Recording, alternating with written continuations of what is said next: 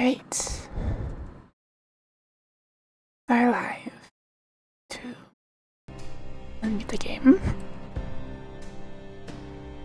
I am multi-streaming again, so please do tell me if stream gets too laggy. A little laggy is probably going to be inevitable, but yeah, hopefully it doesn't get too bad.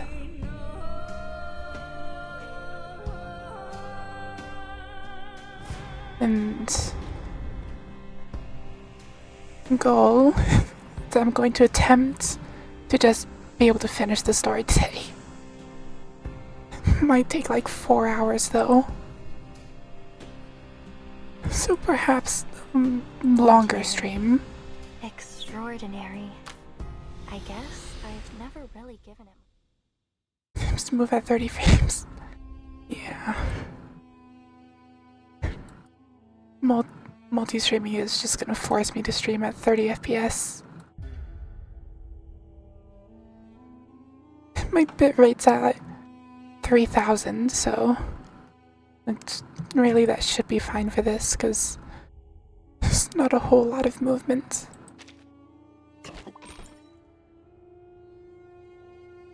Yeah. Simply buy a new computer. I cannot afford a new computer.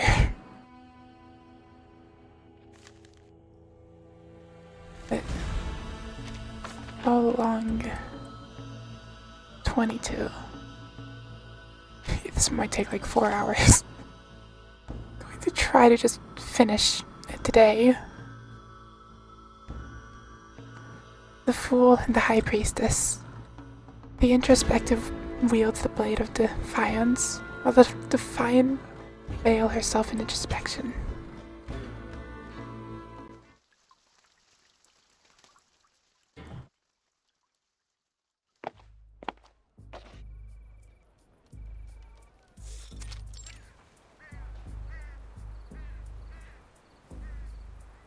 Aldir's fingers tense around the intercom. Yes, that's right.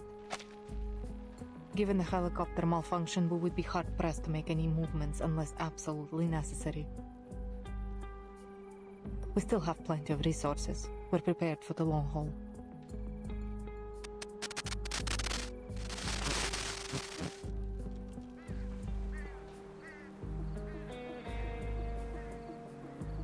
She hesitates at the difficult question, weighing her answer before speaking. No Foundation armed forces have yet appeared. I suspect the King George V coast is not their first landing choice. Victoria Land. Isn't that near? Her inquiry is cut short. Yes, understood. We are on high alert. No suspect will be spared. Mulder puts away the communicator.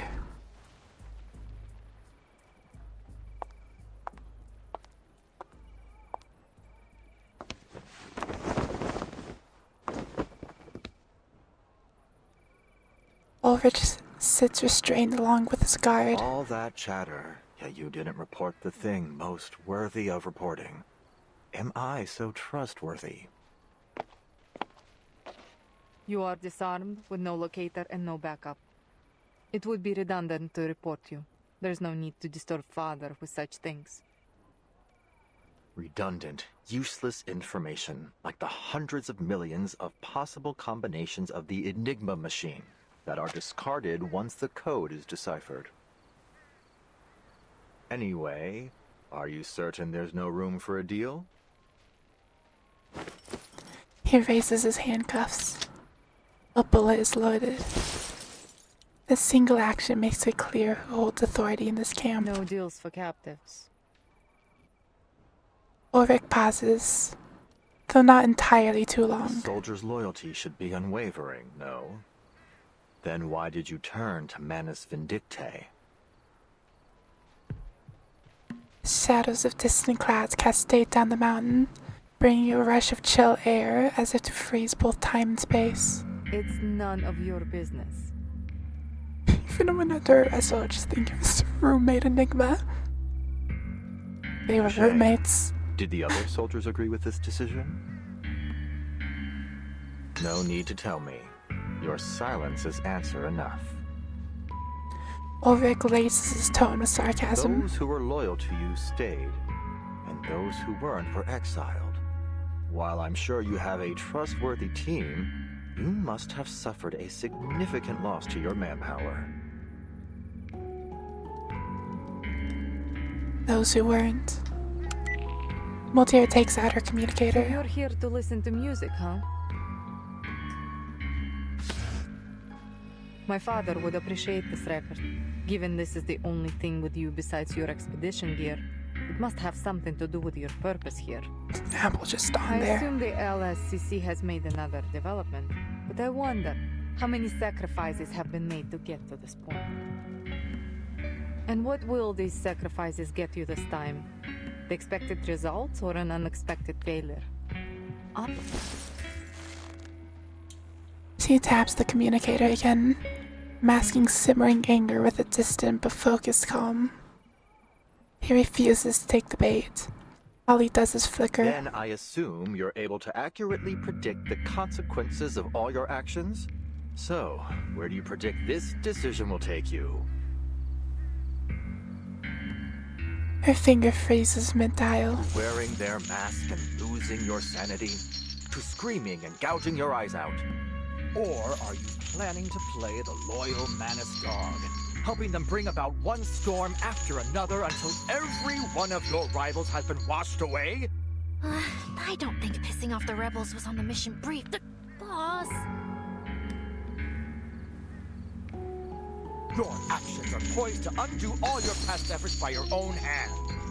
I'll admit, I'm no tactician, but as a researcher, I can see the logic in this choice. Were my experimental method to be proven wrong, I wouldn't simply give the entire project up. I'd adjust the variables and change my method. As a new Laplace member said, there are no wrong projects, only rules that have not yet been made reproducible. Every researcher will inevitably experience many failures. We just brush ourselves off and get back on our feet. Or are you hiding behind your military orders to absolve yourself from making decisions? Roasted by a ferrofluid. Is that why you're hiding here on this coast right now? I'm sure there are a lot of people who would love to get roasted by that Yes, that ferrofluid. ship has sailed. In a different kind of roasted. Well, dear turns towards the coast. She draws a deep breath, letting her thoughts stabilize in a single direction.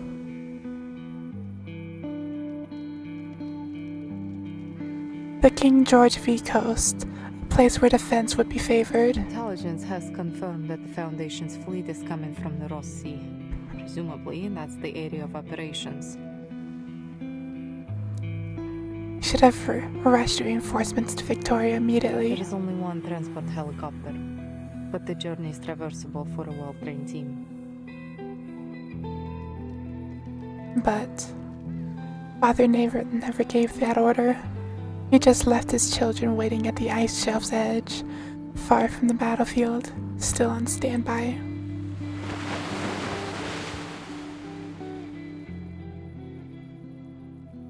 Well, looks like this mission is a great big fail. Least we can have one last chocolate MRE before we're toast. Do you want a piece, boss? I am still really hoping that she doesn't just die. She doesn't even have a name, so I'm not. Thank you. But exactly chewing holding out isn't hope. in my repertoire. It doesn't matter how ready to eat the meal is.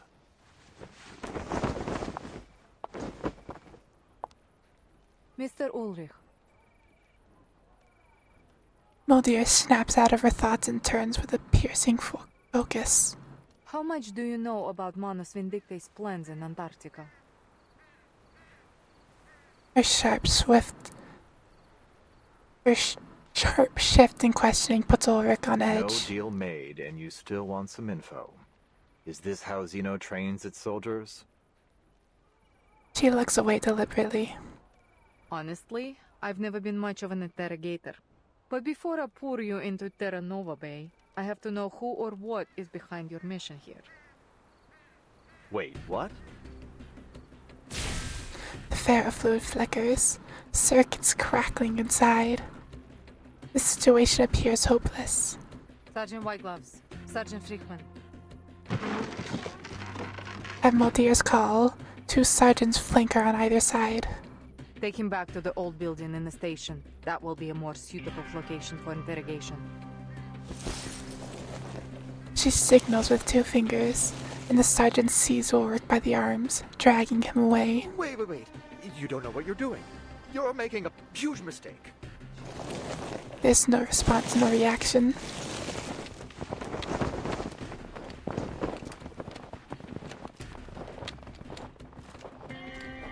Muldear leads the way, the golden tassels on her boots fluttering with each step.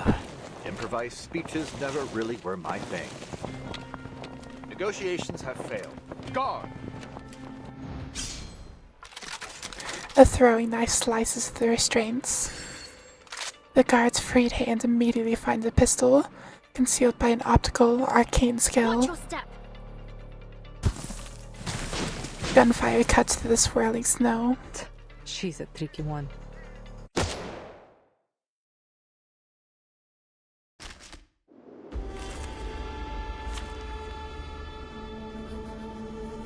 Oh, that's a shame. Let's kill time together.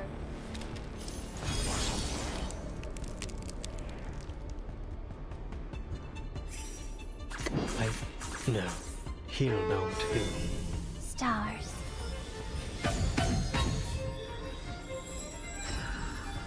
Yeah, just thought of this. Nothing bestowed by fate.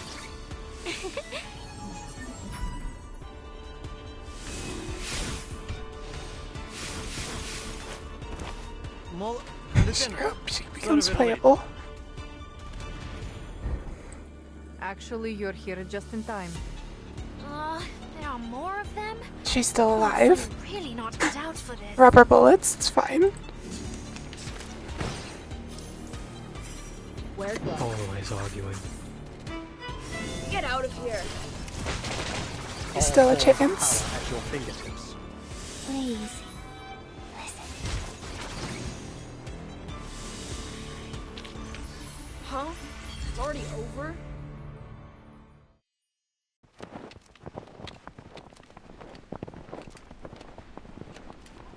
The captives trudge onward, leaving unseen footprints in the snow. Head, Muldear marches with her head high, gaze fixed forward.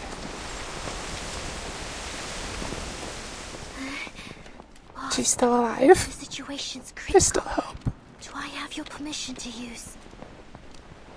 The whispers drift up the wind. So close to death, yet you're still in the mood for chit-chat. The guards flick the intercom on her This chest. emergency intercom has a direct line to our commander-in-chief. If I press this button, our mission will fail. But it'll also send our coordinates to him. And we both know what'll happen after that. Muldear shows no trace of concern. She doesn't even turn back. What are you waiting for then? Press it. We're ready.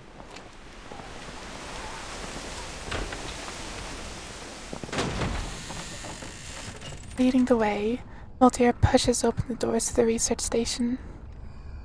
Faint moans echo behind the door. Sergeant Whitegloves, Sergeant Freakman, please wait outside. I would like to have a private conversation with our guests.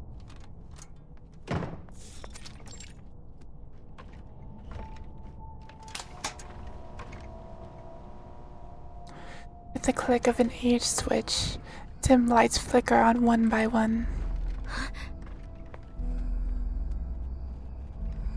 Light and dim and flickering as it is, dispels the darkness, revealing sources of moans one by one. This is... The research station has been converted into a field hospital. Frail patients lie sprawled out on each cot. The aftermath of man's vindictive actions. Muldear's face is half shrouded under the dim lights. They have slaughtered researchers from stations across Antarctica. Most died immediately, while others were taken to their base. They didn't tell us why. These are the people we found who were still breathing.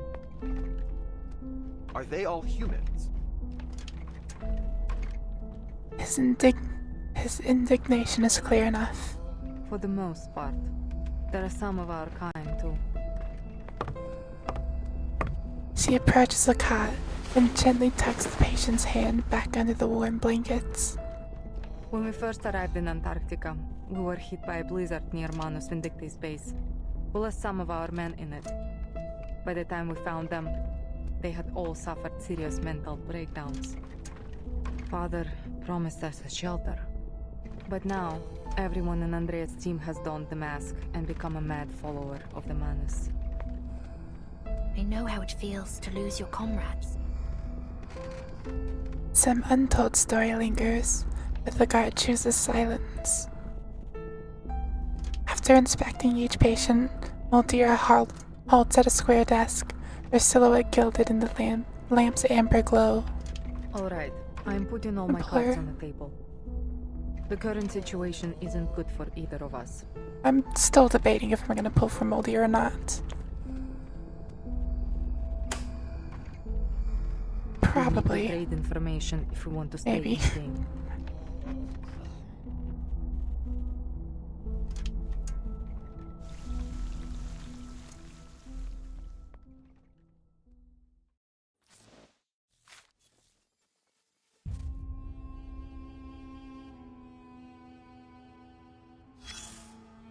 Another one of Turn away. these.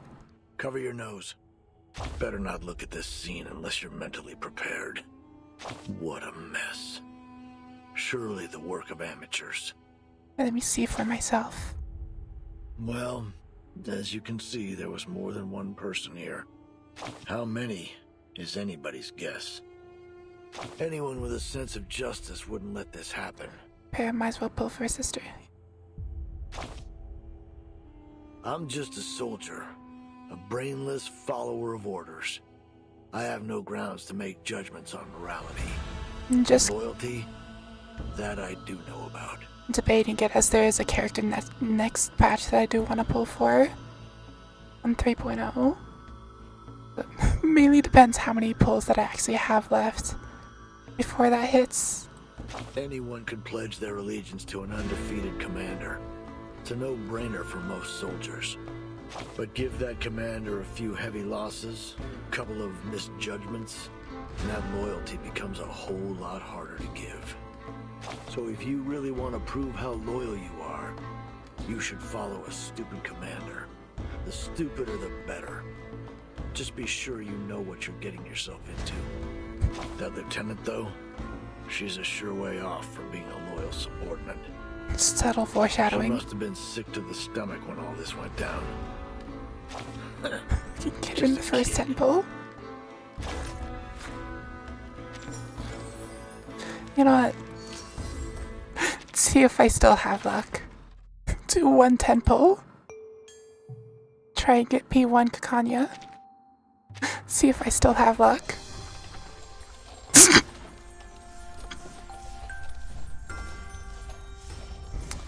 So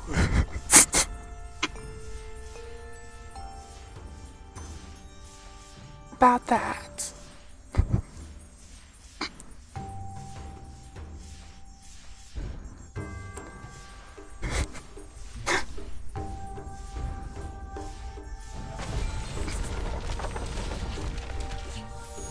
Man, I love this game.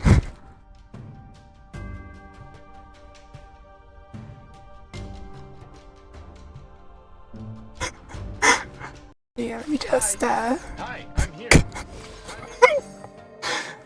do these first. Y'all want some fries? Hi there. I am Molly. It's my pleasure. This place is quite different from where I... Y'all want some fries? Sorry. Oh, okay. We meet again, boss. Lost the 50-50. No, this ain't the time to catch up. I'm gonna take a nap first. It's actually completely fine though. I have Argus now. Now that's guaranteed. Man, I love this game. Because you're silent doesn't mean Yeah, Got a it's job 5 for stars me? guarantee. If you're looking for someone, just give me some. Not obtained. Let's get this real fast. And just get to night 2 for the free outfit. I'll do my best. Got a Euphoria too. I can't. Am I unbreakable? Am I shotgun? Whew, that went smooth. Exactly. I also do need to stop reflecting the Euphoria items. An aspen So I'm tree. still at like 200. Just been neglecting it. Don't even remember what the mode's called. Echoes something. Reveries in the Rain. Just been neglecting this. Probably not do that.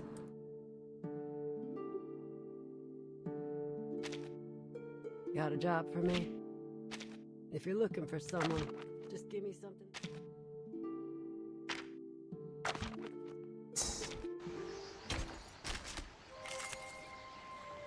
Let's do this. Actually, going to poison. A bold attempt. Do this. Try to make not like 7 rounds. I'm still just gonna auto it though. It's for your safety. Why actually play the video game? Oh, my child. In the name of darkness, Luke will foresee your rending. A real troublemaker of a guest, aren't you? Could die. You're right. Don't worry. It's been proven safe. Knock, knock. Room service. I do also need to look at what Team Zark is actually good in. On broken glass. I'll be right here.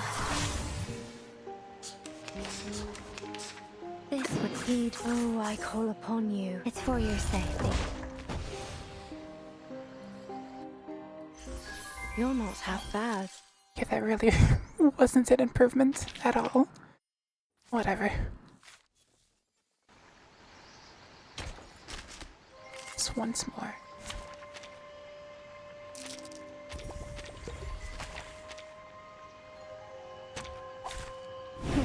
A bold attempt.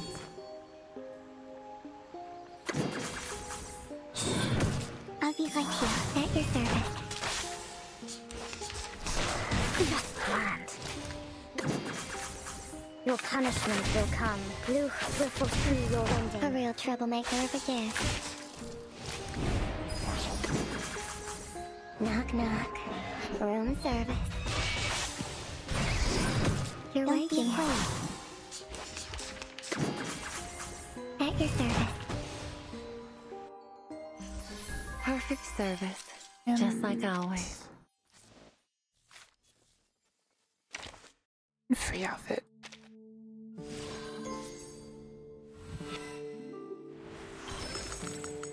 Brush away the dirt, wipe down the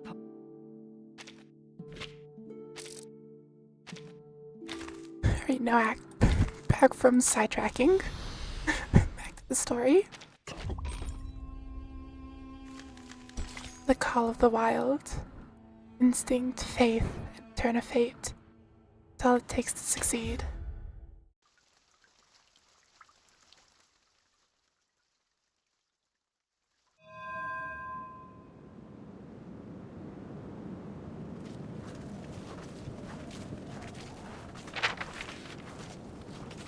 That's odd.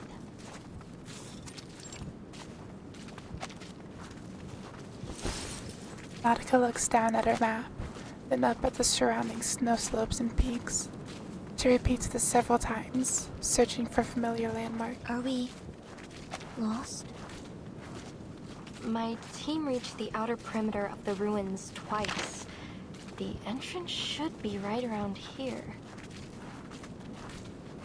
She wraps her gloves and hands together, the fabric rustling softly. Sorry, Merton. The terrain here is nothing like I remember. Just so you know, I've lost all radio reception from the Foundation. Helpful. No landmarks, no working compass, and the terrain doesn't match what's on the map. What should we do now, Timekeeper?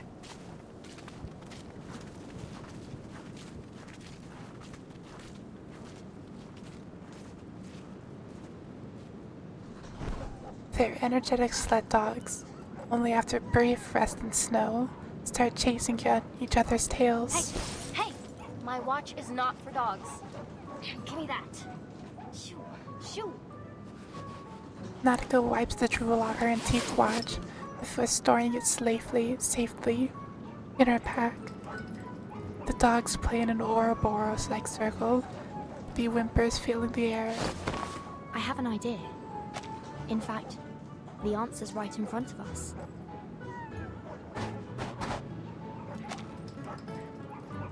Shh. Watch. Dr. Doris's stethoscope. You're right. It's been staring us right in the face. We're gonna put it to the The ground. sled dogs are canines after all. They should have a sensitive sense of smell. Yes, if we give them a moment to smell the Talking stethoscope, about Antarctica they being may be able alive. to track down the scent left on it.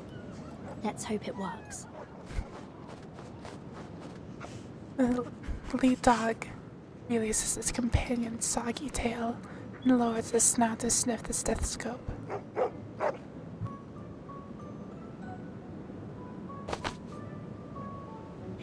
They smelled something. Hop on their backs.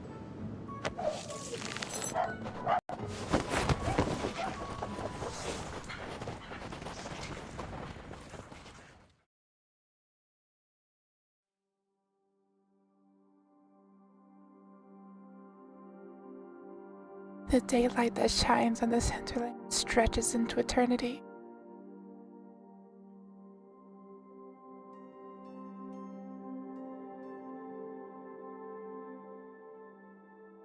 Movement across the icy waste seems meaningless without reference points, just as none could say how long the sled dogs run before their sudden halt.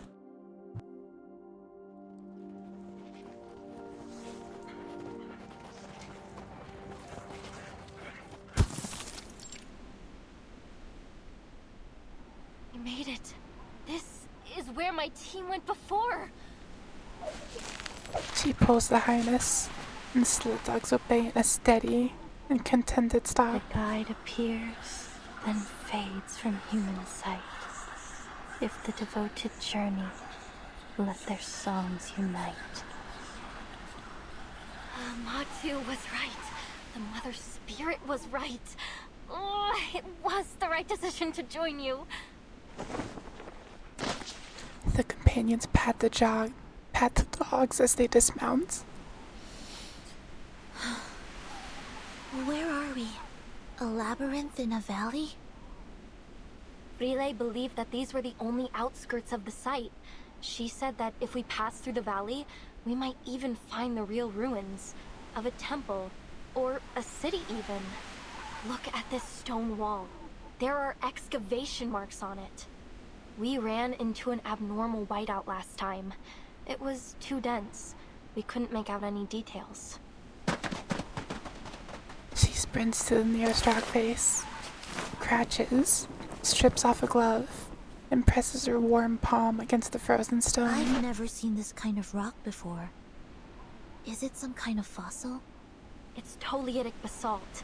It forms at mid-ocean ridges, down at the bottom of the sea. Look at the geometric pores and the golden mineral veins. If Frile were here, she'd call it a miracle. A once in a 425 million year occurrence. Frile. She would have been so excited to see this, even if it is only the size of my palm. That's why she joined the expedition. Head bowed, she warms the rock before slipping it into her pocket, as if cradling some cherished life form.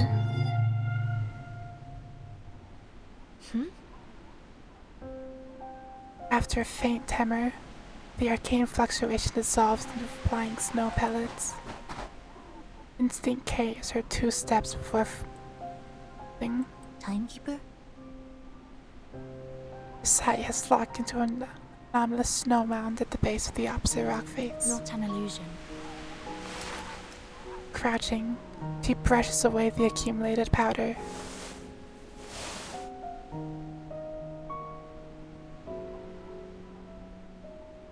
A portable vintage typewriter. I read about this typewriter in the file. Miss Whiterum and Nala also mentioned it. In this era, it typed terse medical records for the drowning girl, recorded Sao Paulo's raunchous nights, and bore witness to a poetry society. That's right. This is Dr. Doris's typewriter. Another one of her belongings. Is it too coincidental to be mere chance?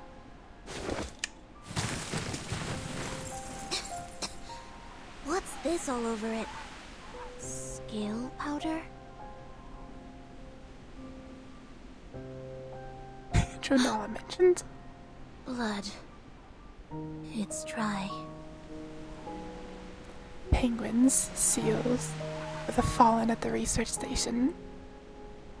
The bloodstains could belong to anyone, including Dr. Doris. Whether these were left intentionally or not, this proves that we're heading in the right direction. So much blood. She may be injured. We need to find her as soon as possible. Everyone crowds around, including Miss Radio, who's been lying on one of the dogs. Barren mountains flank them on both sides. A stone labyrinth of basalt is standing sentinel at the pass, its end shrouded in mist. The lead dog approaches and raises its head, alerted to some unseen threat. Wait!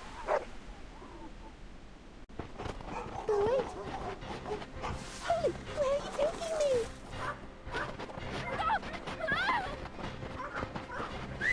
Nautica presses 2 fingers to her lips and issues a sharp whistle command. Their paws churn the soft snow, drowning out the whistle commands meant for the loyal friends. The excited sled dogs charge into the labyrinth, carrying the helpless Miss Radio with them, soon disappear from view. They're gone. Skill issued. What do we do now? The radio has been kidnapped. Think positively. Perhaps they'll just get there before us. Let's go after them. Their movement triggers something hidden, causing the snowfield around them to shake. Wait! There are critters hiding out nearby. There they are. Timekeeper, watch out!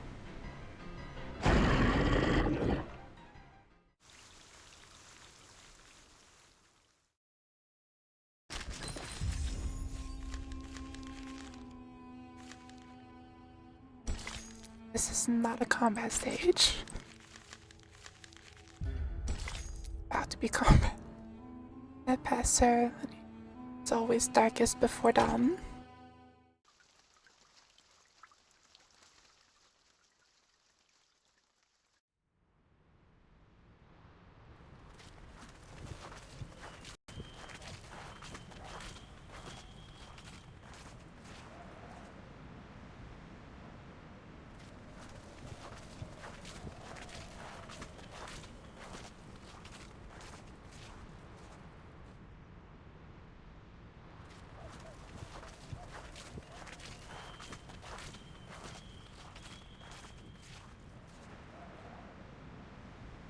Ominous. Guys? Exhausted, Nautica finally breaks the silence of their long trek. The chief assistant waves her glass fetter, inscribing a tiny VI beside them. To its left are the 5 preceding new Solomon sequence. Yes, Nautica. We noticed it too. This is the 6th time we've passed this stone wall.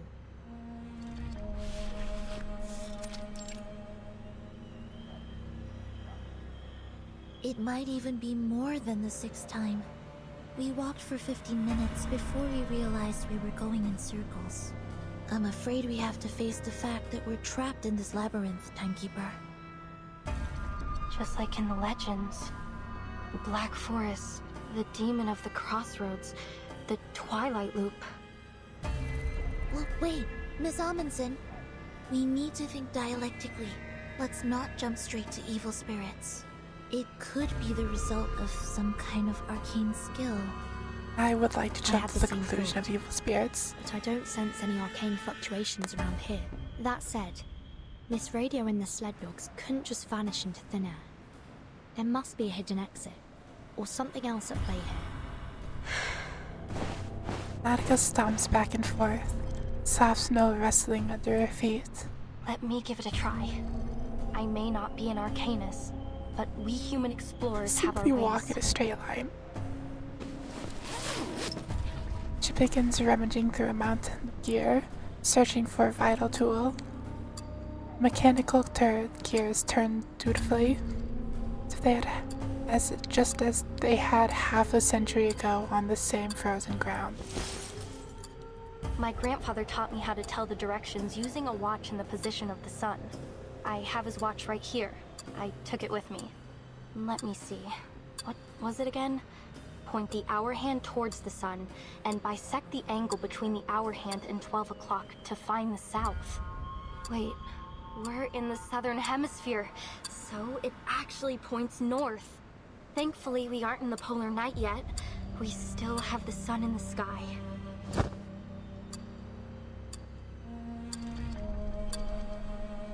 Her excitement soon falls into silence. Natica shakes her head and curls up, giving the appearance of a startled armadillo.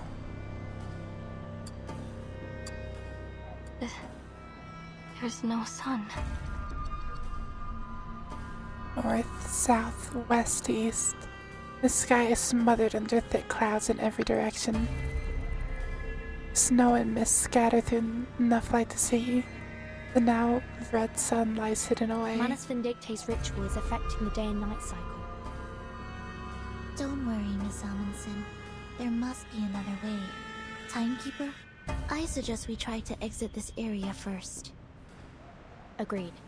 We can't afford to risk any more time in here.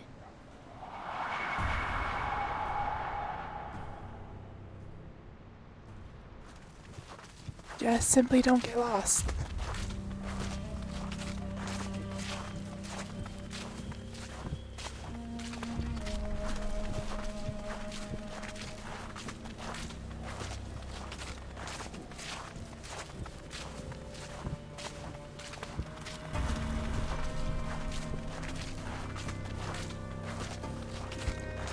The ominous rock in the distance.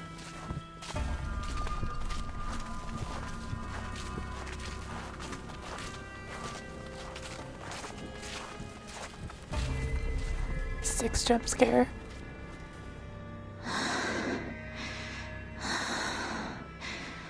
We're back at the beginning again. I've been keeping an eye on the sled dog's footprints. We've been following them all this time, yet we still seem to be going in circles. How did they disappear? Along with Miss Radio? Is this a trap? A trap that only lets dogs leave? Dogs in her radio. I don't want to be stuck here forever. The ruins are just behind the pass. They're so close. Is it really impossible to get there? But Matu told me that it's different this time. This is the closest I've ever been. Her voice shakes as she looks in the distance, brimming with expectation. Across this land, the Mother's light is sown, and through all things, her spirit clearly shone. This is what I came for. Spooky.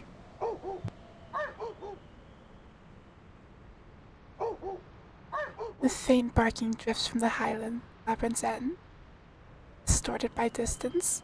Why don't I just go back? It ought to be less than a mile away. It seems to extend into an imaginably vast space, distorted by the prince's power. The sled dogs followed Dr. Doris' scent from the typewriter. That's right. And the direction of their barking is consistent.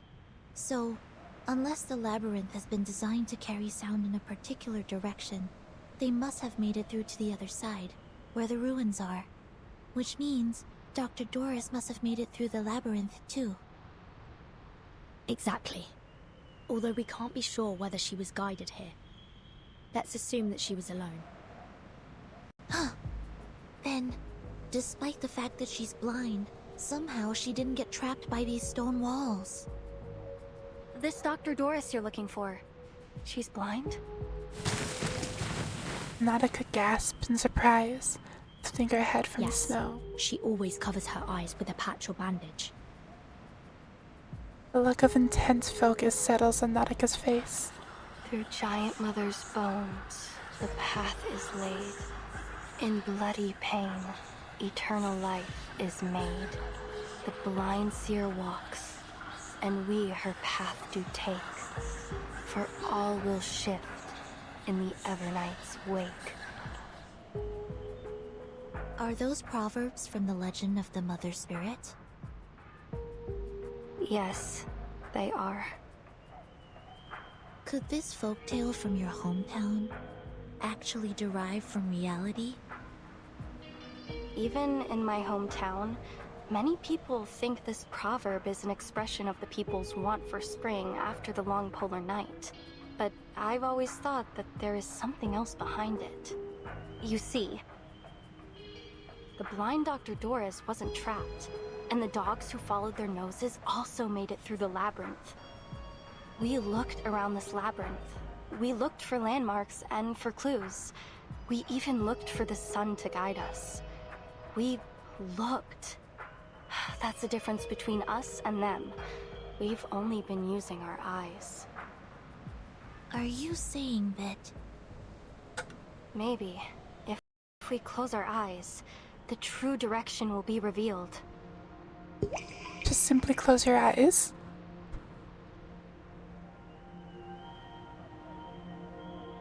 Close your eyes, Vertin. 37.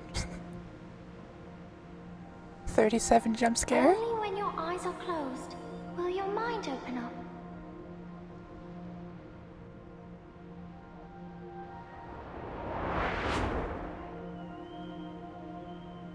Clear clues, simple deductions, familiar theories. It's worth a try.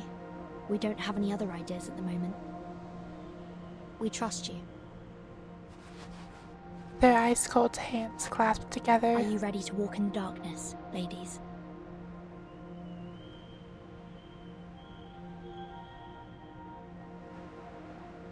She closes her eyes.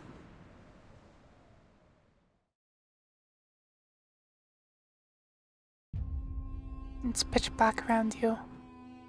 We'll have to feel our way forward. As you explore in darkness, your awareness will fade. Find the exit before disorientation reaches 100. Ensure vertigo activates 2 rounds.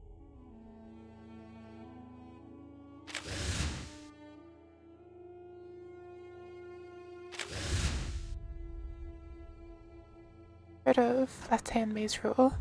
Follow your left hand along the wall, you'll find the exit. Sections are divided by the correct path. Follow the edge of one and you'll be inevitably reach the exit.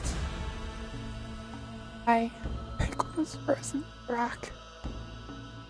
I mean, that doesn't always work though. Some mazes have just walls in the middle of it. Or separated. Let's keep going forward. Several distant arcs go with the directions.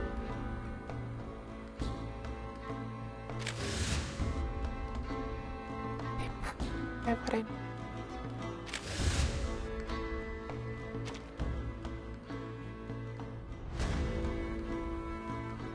I There's nothing left to feel. The cold stone, frost, hardened earth. We try and climb the rock face. We could find this an exit, but it's also risky. Quite experienced with hopping over walls. How snow-covered rocks are as easy to pull school fences. Stranding all sits right. Guiding hand. Just another fork in the road. Germ Arcanum.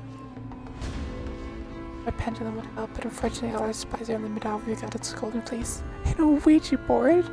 Some incense. Contact the dead. They'd know the way out. Still be wandering around here as ghosts.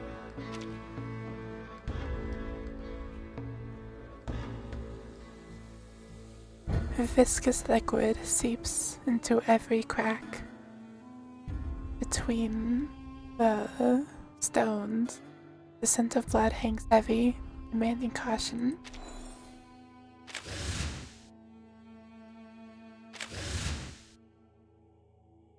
Some uneven imprints here. Seems someone's been through this way. Feel them first.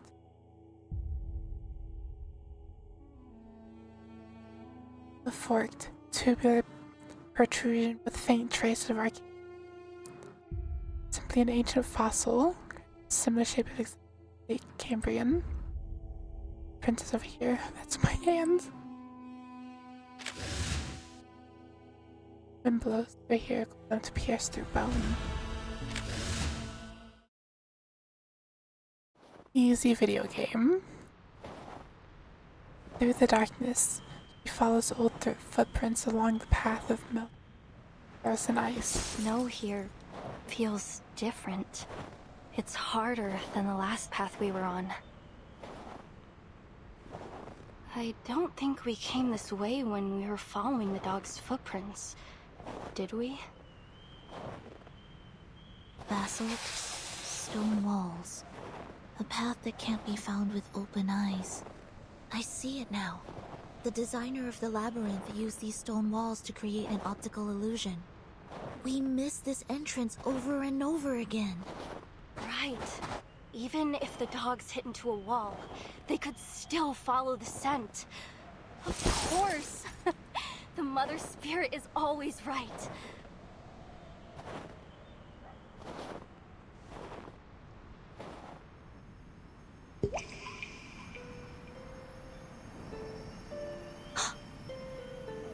I think I see her. What do you see, Vertin? No. No. It's gone.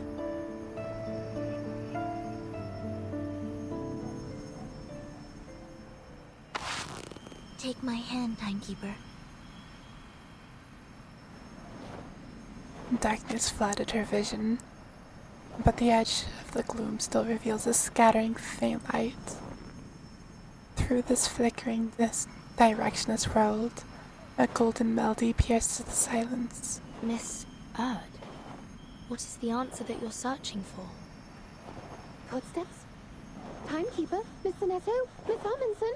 Is that you? Familiar voice calls out. Oh, thank goodness you're here. You have no idea how many times these reckless dogs almost flung me off their backs. Miss Radio. Oh, Miss Radio. Great. We did it! We made it out of the labyrinth!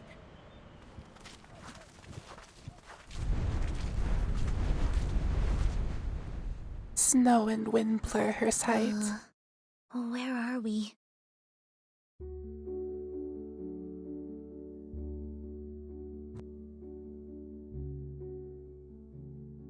The wilderness lies silent.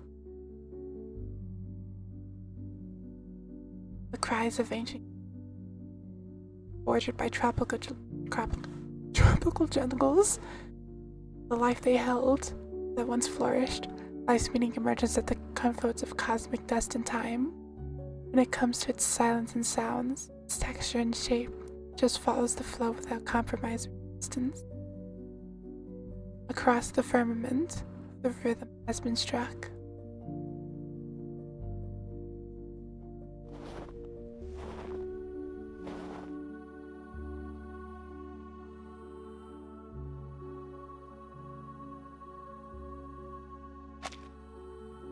Her initial excitement dulls into a gaze. She stands frozen, unable to look away.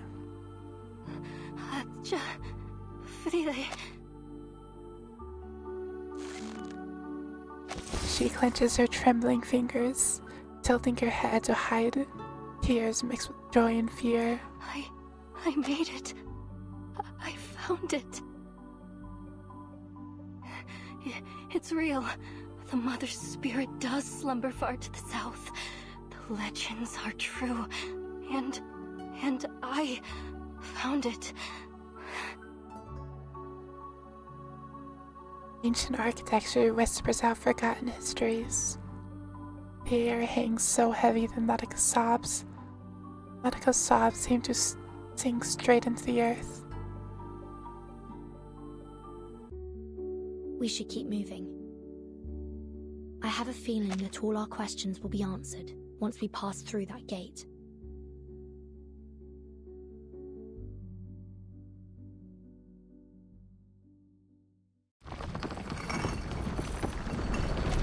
The unsetting sun cold light bounces between the walls until the heavy doors swallow the last glimmer. A callus frozen in the sky that gazes down at visitors.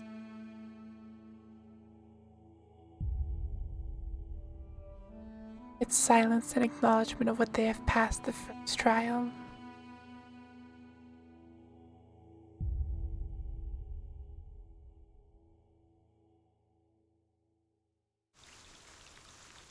This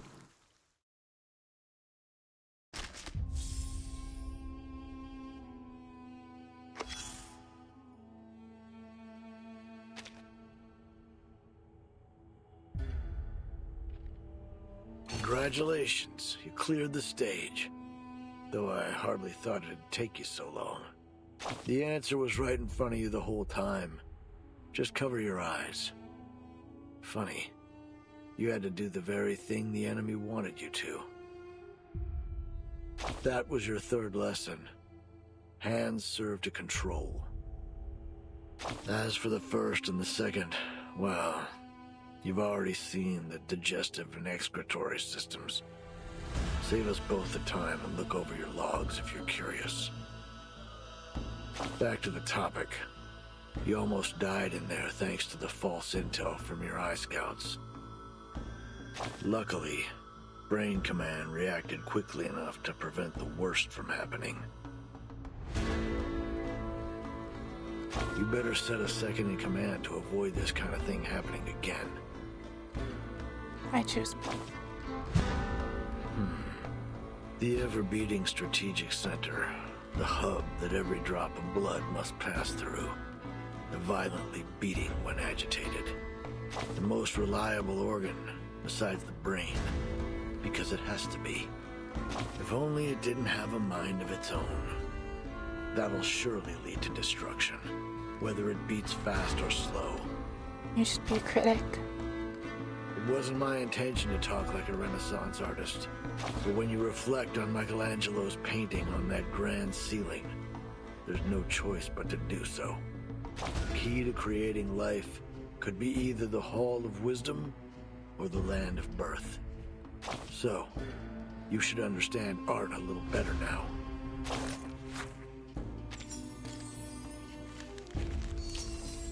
I think this is about halfway.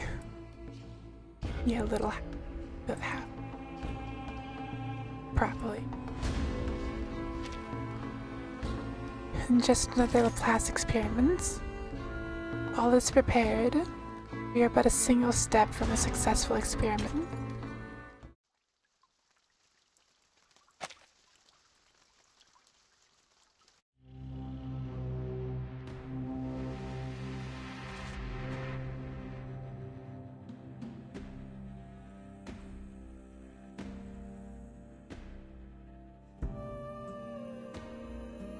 there was a savior, rarer than radium, commoner than water, ruler than truth. Children kept from the sun, a symbol that is tongue. We hear the golden note turn in a groove. Squirrel here? I've not seen the squirrel yet. Prisoners' wishes block their eyes, in jails and study of keyless smiles. The edge of the world resists change in its own way.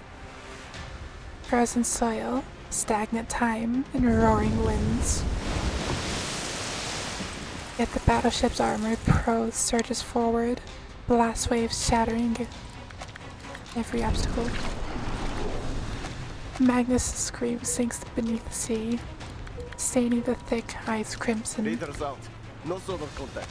Targets eliminated. We got them. Good work, everyone. But let's not start celebrating yet. The ice is getting thicker. We are entering an ice zone. Notify all bridge personnel to reduce speed. Engineer, what's the damage report? The Magnus hit our portside propeller. We're down to about 20% thrust on the steering, sir.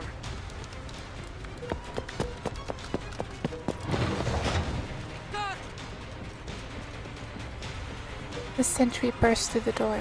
Visual on an iceberg at 12 o'clock! It's closing in fast! The captain leans in the high-powered telescope. Speeding iceberg? Really? What did I tell you about staring at the snow too long? It messes with your vision. The first mate takes the telescope next. Idiots! That's no iceberg! It's a fin! A massive one! Something's under the water! A Leviathan!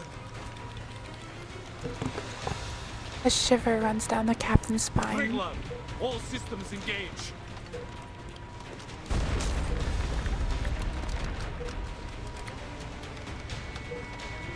Weapon targeting systems were alive, but the bottom of the battleship takes the first brutal hit. All units, report your status. Water and main battery magazine. All watertight compartments are under pressure. Captain, we're going down! Understood. The flames erupt across a nearby sea as the brigade's fuel tanks ignite in the blast. For all these years, we have fought side by side with Truglov and the 3 frigates. Not once have these old girls let us down. The menace must be desperate to stop our landing. Sending a Leviathan after us of all things. The captain stares out at the colossal creature as it looms closer and closer. Its piercing shriek through the air and its prelude to another charge. Let them try. The Foundation will not be stopped at the Ross Sea. The captain presses the communicator on his chest. Truglov to operations. Initiating detonation of the onboard array.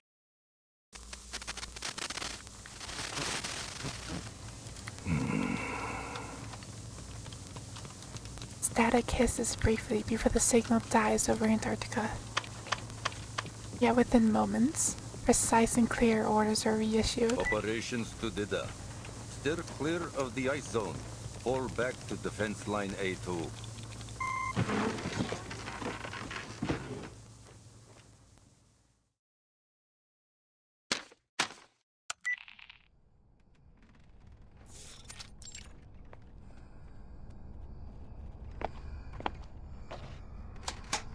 You made your way here, through the Ross Sea.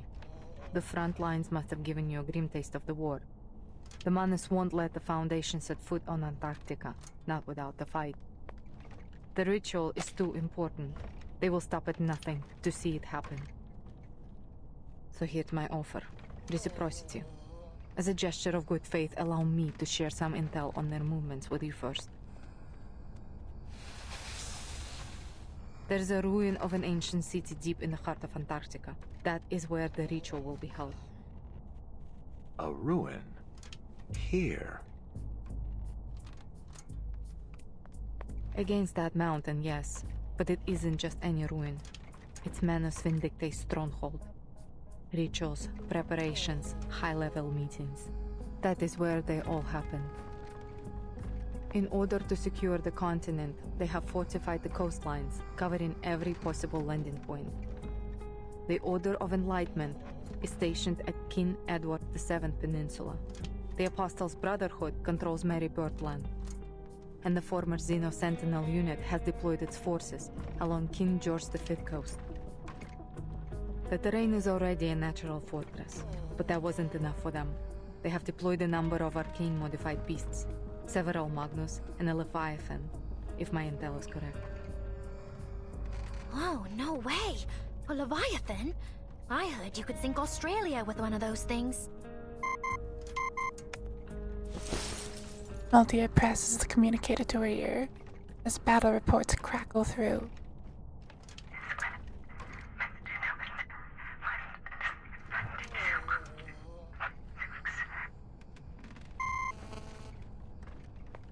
Not anymore. The Triglav just blew it up and sank with it in the explosion. She was one of the Foundation's best battleships. A heavy price to pay to only reach a stalemate. If I were you, I wouldn't count on support from the Foundation forces. They are already spread thin, just holding the front line. You need a plan to complete your mission without their help. And if you are as smart as you hope you are, you will see that this map is your best shot at reaching the city without getting caught in their territory. It all sounds too convenient, boss. We've got no clue what she's really up to. Rich heads remained bowed, only the crackle of circuits breaking his silence. Fair enough. But know that the Admiral has ordered the coastline be sealed. I can't let you pass, at least not without a deal. Whatever your purpose is, you won't make it further without some assistance. Fine. Seriously? He lifts his fishbowl head, the fluid remaining in a steady flow. I'm meeting with the timekeeper at the site of the ritual.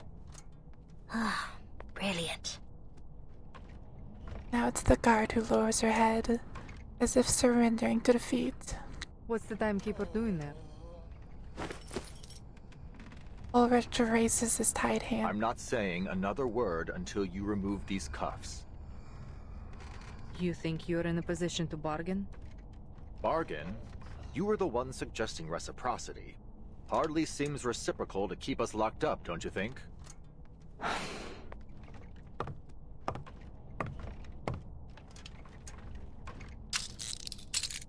The key clicks into the handcuffs lock.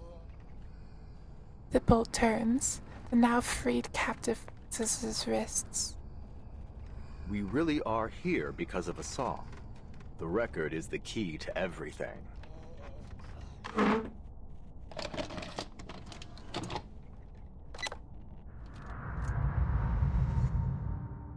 Flashbang.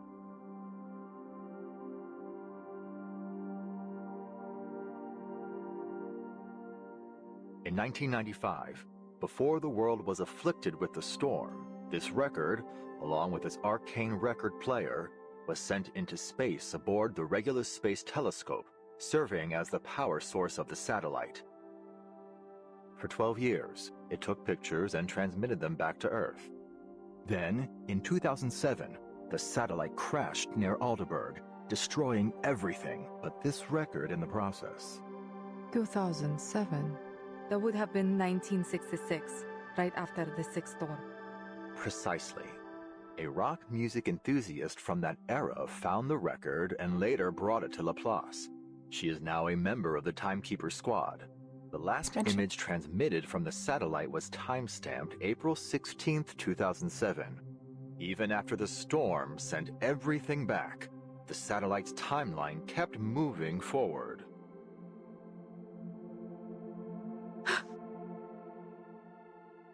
Are you saying that the satellite crossed the storm? How? We believe it's because of this record. It's the only material that has been proven to be immune to the storm. In our previous experiments, it reduced the severity of the storm syndrome afflicting one of our researchers and slowed its progression on me. Wait, what? But those results were from small-scale isolated tests. we've never tried it in a real storm. Since replicas of the record haven't demonstrated the same immunity as the original, we've developed an upgraded amplifier system for it. Now, when played on our upgraded player, this record can create an immunity zone with a 2.5-mile radius. But the immunity isn't permanent.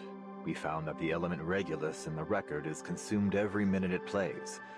At best, we're looking at 12 minutes of protection with this original copy. If Manus Vindictae succeeds in triggering another storm with their ritual, this record may be our last line of defense. That's why I brought it here. And that's why I need to get it to the Timekeeper. Should the worst happen, at least we can minimize the damage. And I'll be able to see how it works during an actual storm. An invaluable boon to our research. Sounds like Laplace has made remarkable progress since the Equilibrium umbrella. I have to say, I'm impressed. So, there it is. All my cards on the table. What have you got for us?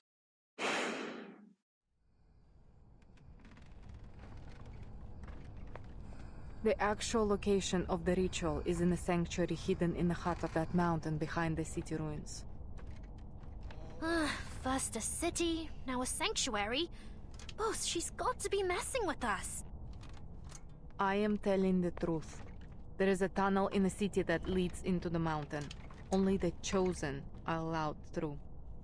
And you can bet that the tunnel will be heavily guarded. Oh dear, side. Processing the absorbed. 2.5 miles of immunity, you said? That's right. I'll need to know the size of the city and the length of the tunnel to figure out the best placement for the record. I have an idea. The mountain's interior is hollow. The sanctuary sits right in the heart of it. It used to be an active volcano, but it hasn't erupted for centuries. The elevation of the volcano is 11,616 feet. That's just under 2.2 miles. Ulrich exchanges a glance with the guard beside him. Boss, it's not exactly easy to tell what you're thinking, you know. Surely you're not taking her seriously, are you?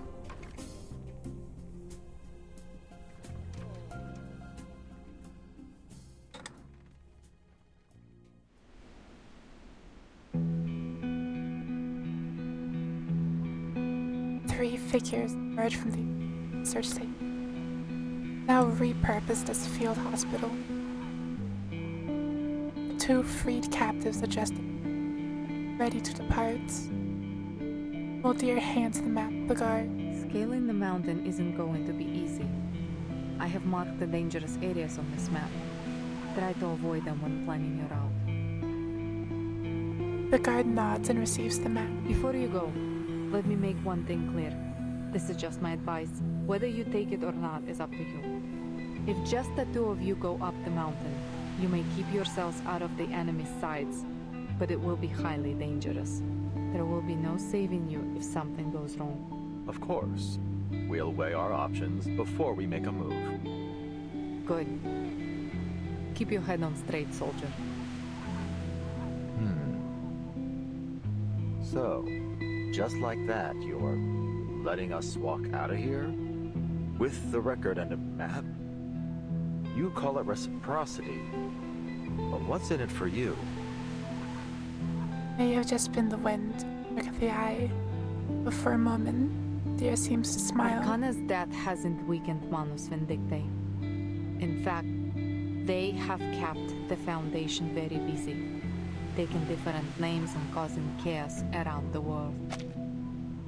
They rallied their followers, journeyed across the globe, and set the stage for their ritual on this barren land. And all right under everybody's noses.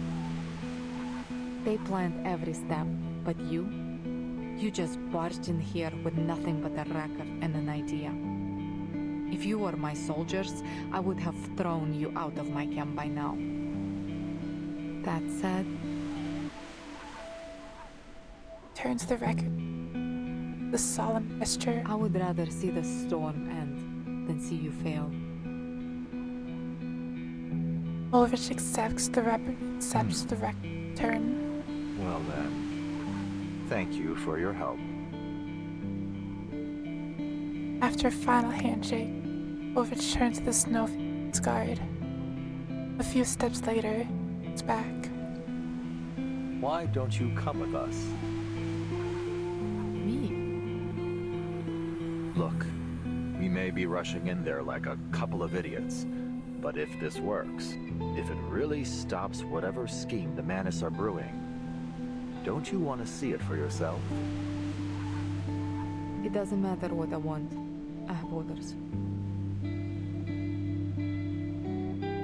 His ferrofluid flickers a few before he walks, gathering powder snow without another word.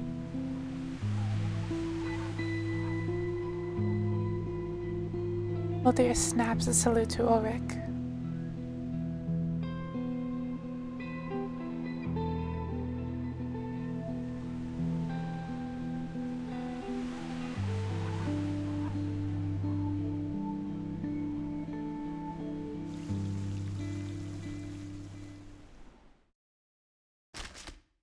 I'm sure nothing will go wrong with that plan. Nothing would ever go wrong. Suggest that every researcher continue to regulate exercise or else apply for an exoskeleton for their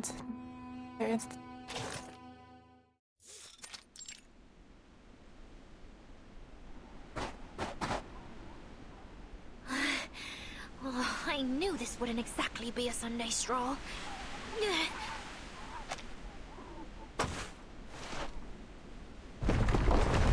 The guard pushes another obstructing boulder aside with effort. But I didn't think we'd literally be carving our own trail through the wilderness.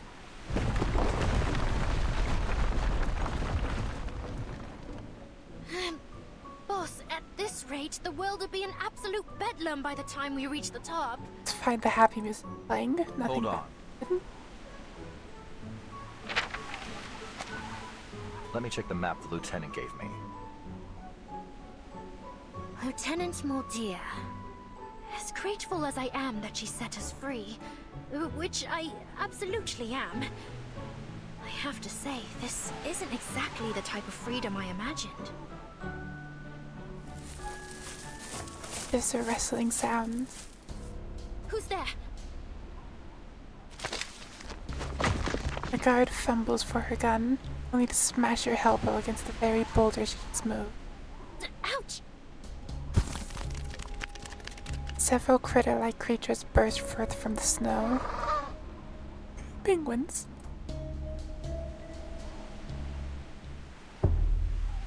Frightened, angry penguins.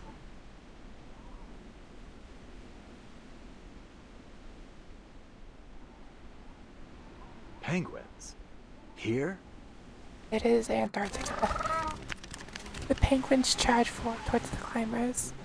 Their Hey, give that grenade back! No interference, right, boss?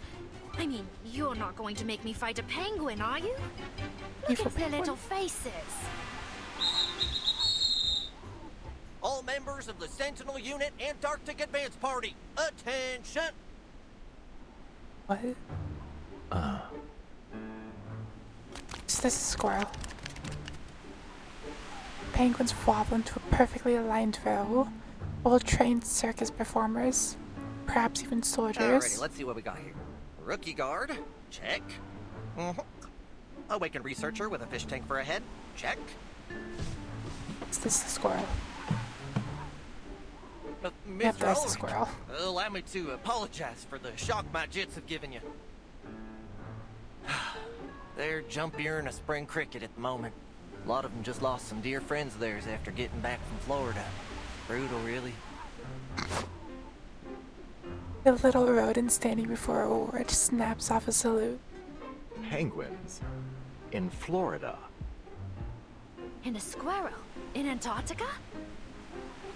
Not just any squirrel. You're looking at a sergeant, Missy. Sergeant Buddy Fairchild, reporting for duty. We've been waiting here on account of the lieutenant's order. I've been tasked with being your official Antarctic guide, And it's a good thing, too, because you sure ain't gonna find no one else to guide you around these parts. The lieutenant? You mean Moldia? Mm-hmm. Sure is shooting. Her message came in earlier today. Told me you're fixing to scale that there mountain. Gave me the job of getting you there.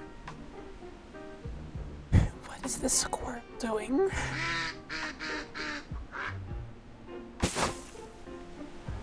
Unison.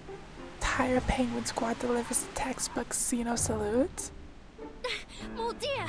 I could kiss you! Do it. So, Sergeant Fairchild, you and these troops are under Moldir's command. Ulrich struggles to process the surreal scenario. Let's skip the pleasantries, shall we? The lieutenant's orders were as clear as the day is long. If you really want to help your friends and save the world, we better get your behinds up that mountain quicker than a cat on a hot tin roof and get that record playing. Now let's get moving before the Manus get their ritual going. Save the world? I had no idea she thought so highly of us. Buddy Fairchild clasps his hands behind his back, tapping the ground with his feet. Now let's see here. Circling Ulrich with paws still firmly behind his back, Buddy Fairchild sizes him up with a critical eye. Mountain ain't no Everest, but it sure is a storm in July to be a tough climb for y'all big and tall ones. Well, tain't never could. Buckle up, folks. I don't want to see no bodies tumbling down the mountain. You hear?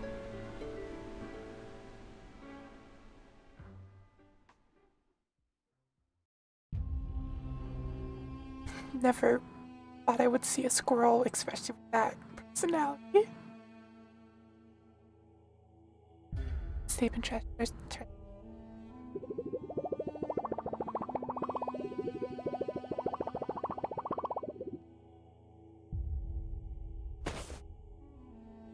Timing game. What if I just don't?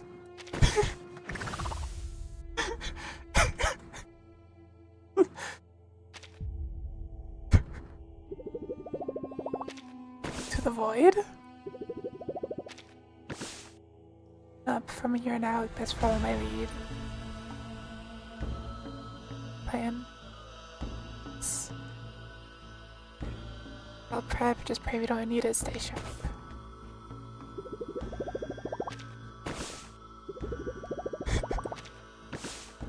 Next scenario of guard penguins. Jurassic name to include acknowledgement sections.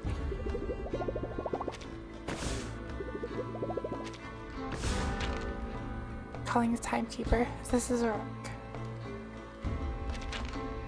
Contact with your pals. Lieutenant Multier's intro about the ritual's critical act to report it to the timekeeper as soon as possible. It is to have you the map through tall identifications to go first. Spot we looking for. Electromagnetic waves. Terrain. Direct waves get off stronger signals. Fear obstacles between us and timekeepers to keep them up. Back. Stage of ionosphere is still a view. Siam. Bright-eyed, bushy-tailed as ever. Path facing the city roads. Ahead.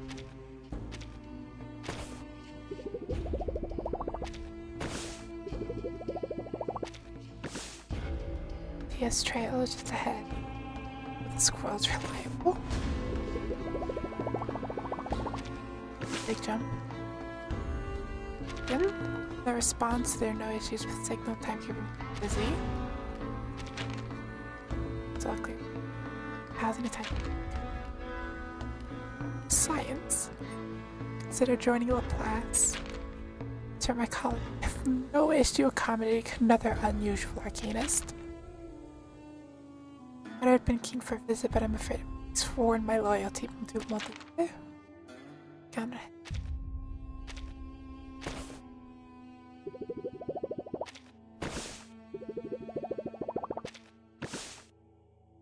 the smartest squirrel I've ever met. Should talk to him about the record.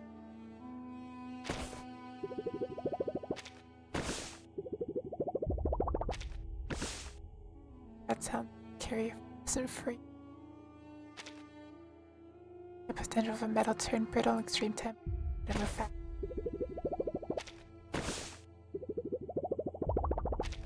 What metals is work out of? Pal looks good. We've got sign of sight to the city room. Just for the only ones here, and the slope is quite gentle. The iPhone less than 0.5. Almost reached timekeeper now. That air is zesty. Something's lying in the way for us. Come in the next music. Once it gets worse, same with Theranos, I don't know when to hide.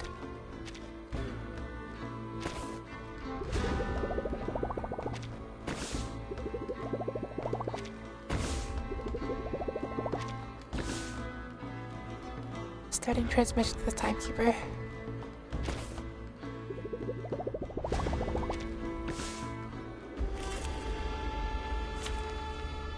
Squirrel. Battles can be just as informative as codes. You just have to know how to read them. Alright, I'll handle the tech support. Encryption complete. Decode complete.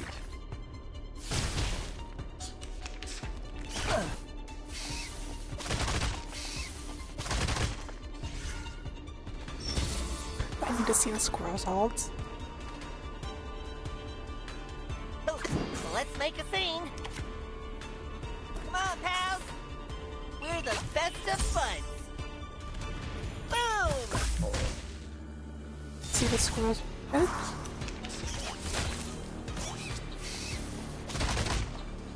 Hold on.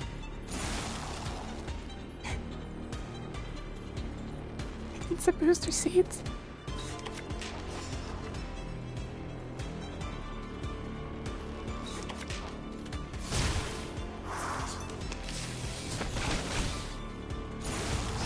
Careful, pals. Perfect. This ain't no animal show. Alright, time to crack some codes. Antarctica base party. 3, 2, 1, charge! 5-star. Another victory for the Animal Welfare Act. Not one penguin was harmed in the fighting of this battle. This is so goofy.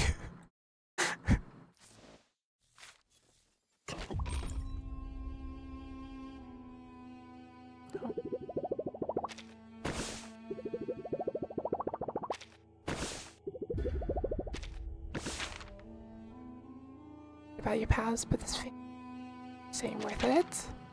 And it's my concern. Yeah, it's an OR. Is unfortunate. Now wait a minute, what if you fall off? Got the patience for all them foundation forms, just take it nice and slow. It's vindictive with snail's pace. Never forget I wish penguins could be. Putting him into the back for to take a couple of flying lessons. But this they ever got was the other side of the creek. Go on and tell me some more about those shortwaves and bouncy signals.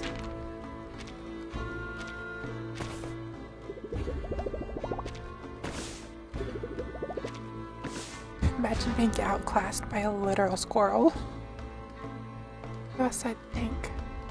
Make a big kite. Get in, I think we'll work. Gale.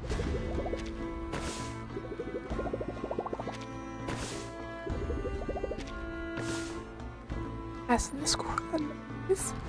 Me being tall ain't so bad. Appreciate it. This body has certainly proved you well suited to mountain terrain. Added to my field. Wouldn't mind getting one of those fancy climbing suits. Just feeling with you. How about you take a break?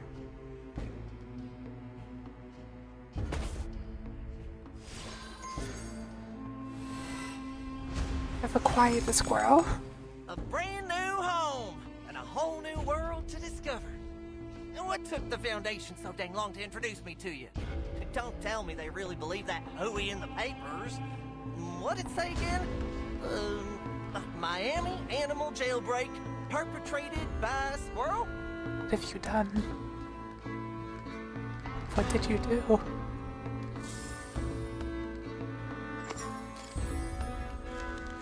Squirrel is a criminal.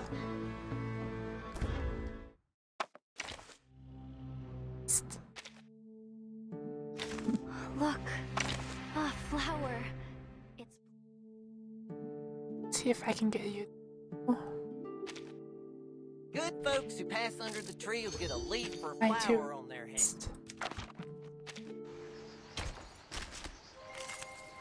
The wrecking cat. There.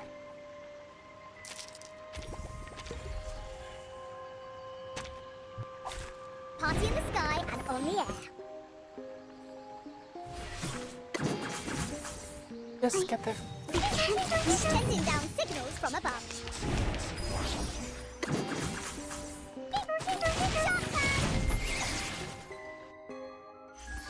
And now to return to my long-term mission.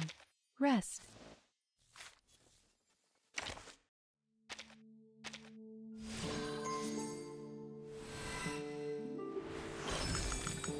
Fluffy Duke, Scarlet Titan, Brother Jake. Yep, everybody's here. Fluff Sergeant.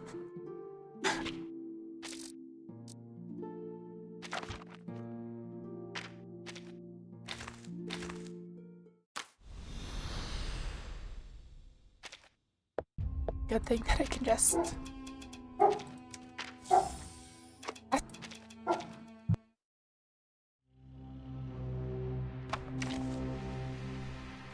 And Good folks who pass under the tree will get a leaf or flower on their head. Bad folks, on the other hand. Enema.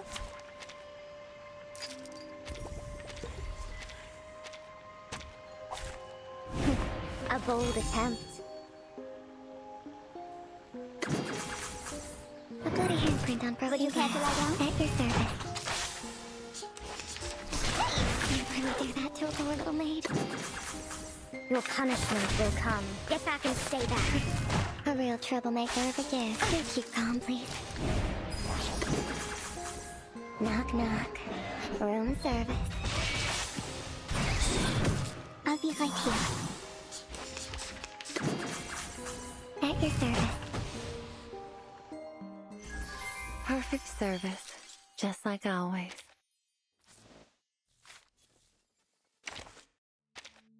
It's free out.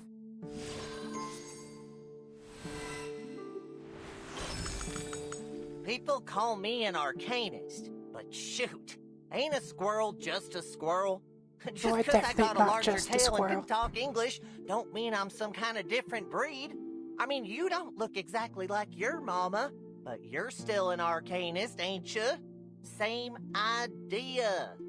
You are most definitely not just a squirrel.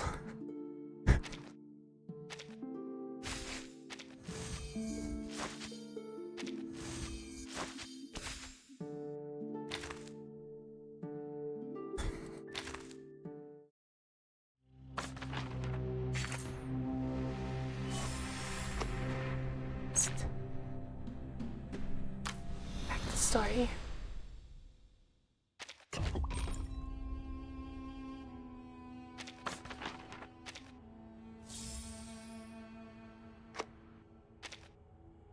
The 9-layered city. Down, down, descend the stair.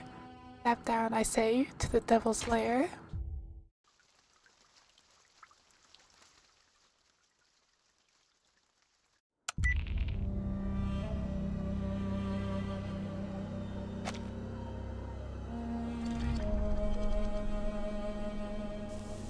I see. Thank you, Mr. Ulrich. This is exactly the information we needed. If everything's gone to plan, The Foundation spy should already be in Antarctica. Sure. But they haven't made contact with us yet. It seems we won't be getting any more intel on the ritual from them anytime soon.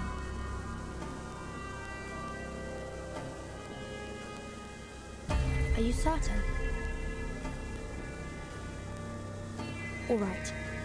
If you've thought it through, I won't stand in your way. Just be careful, Mr. Ulrich. Mr. Ulrich? I'm sure it's fine. Ulrich's voice dissolved into a static noise.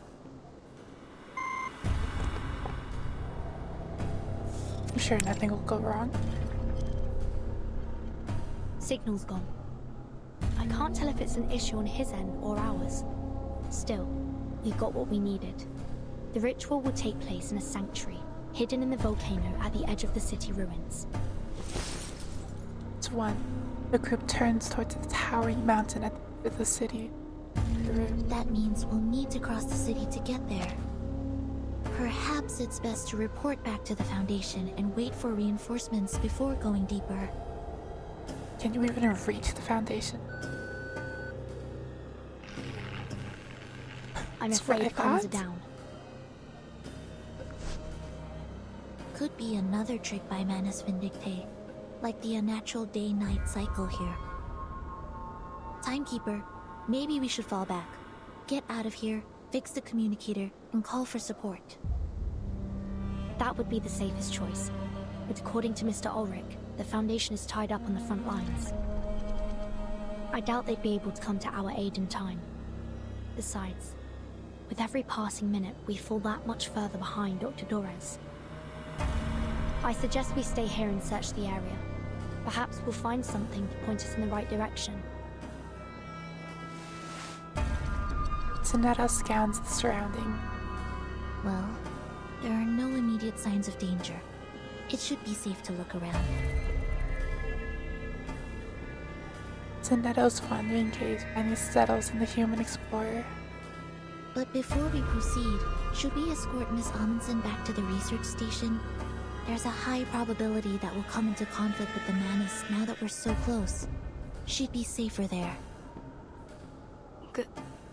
Go back? After all this? Crouched on the ground, sketching. Just like his head. These ruins are the only thing that has kept me going. Her fingers tighten around the map as a whispered protest slips out, filled with both hope and defiance. No. I can't turn back now. I can't.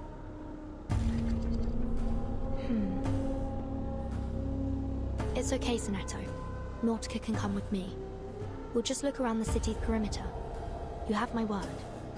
It probably would have been a good idea to take some combat arcanist with you, like Anjo or Druvis, someone. Nods and strides forward.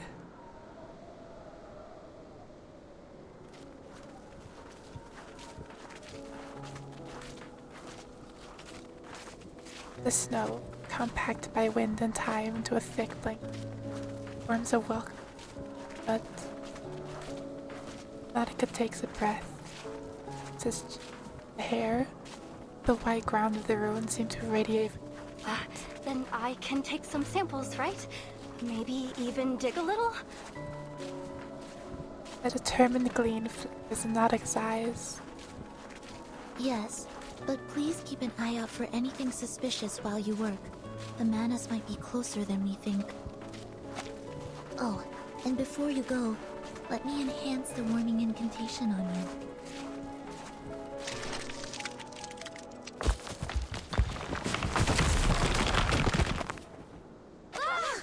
Nettle steps slightly on the snow. Game? Are you...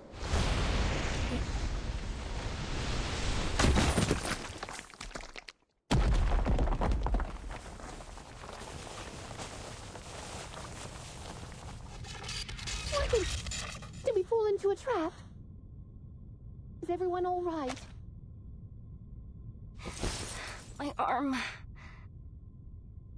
Timekeeper, are you injured? I'm fine. Don't worry. The ground was probably already caved in. We must have stepped on the thin layer of ice left behind. This happened back home once. The group crashes into the snow trap, landing on a soft, semi-fluid surface.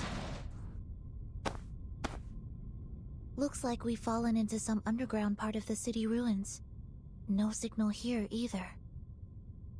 We need to get back to the surface and contact the Foundation as soon as possible.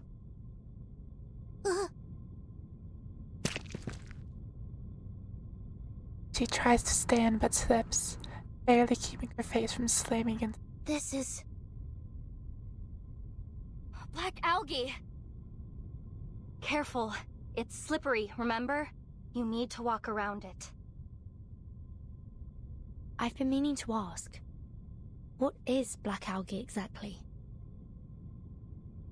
Ose, my team's arcanobiologist, was the first to notice it. It looks like algae, but it's actually a hybrid of an ancient fungus, and I think some kind of fibrous plant. Luckily for me, she found that they were edible.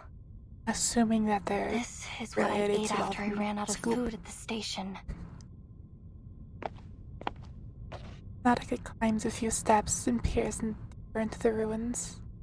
But there's so much of it here. Look at the pattern. It looks like they've grown all the way from the foot of the volcano.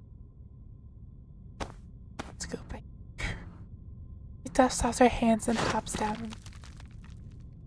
This algae grows very fast and very violently. I saw one grow by a few dozen meters overnight. It's no wonder they can crack open ice and make those earthquakes happen.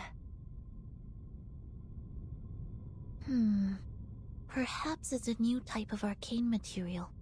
I imagine there'd be quite a debate over its classification. Alright. Let's just watch where we step.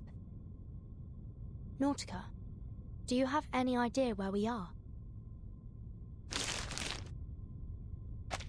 Nautica produces a familiar crumpled sheet of waterproof and synthetic paper from her pocket. Oh, I think I do. I listened in on your conversation over the comm and filled in a few gaps on my map based on what your colleague said. Let's see. The ritual sanctuary is here, at the far end of the city, inside the dormant volcano. Manus Vindictae will surely have that area heavily guarded. And outside the sanctuary entrance, there's this. A kind of circular clearing. Probably one of their daily ritual sites. And this is where we are, at the outskirts of the ruins. Just look at it. This ancient city. From here, all the way up to the foot of the volcano. It's incredible. Just imagine all the secrets and answers hidden away within these walls. If we're going to find out anything about Manus Vindictae's ritual, the answers will be in this city.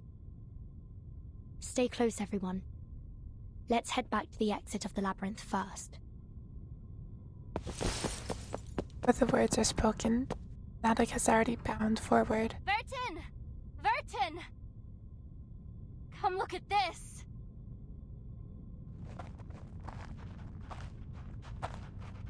I do not like the ominous lack of music.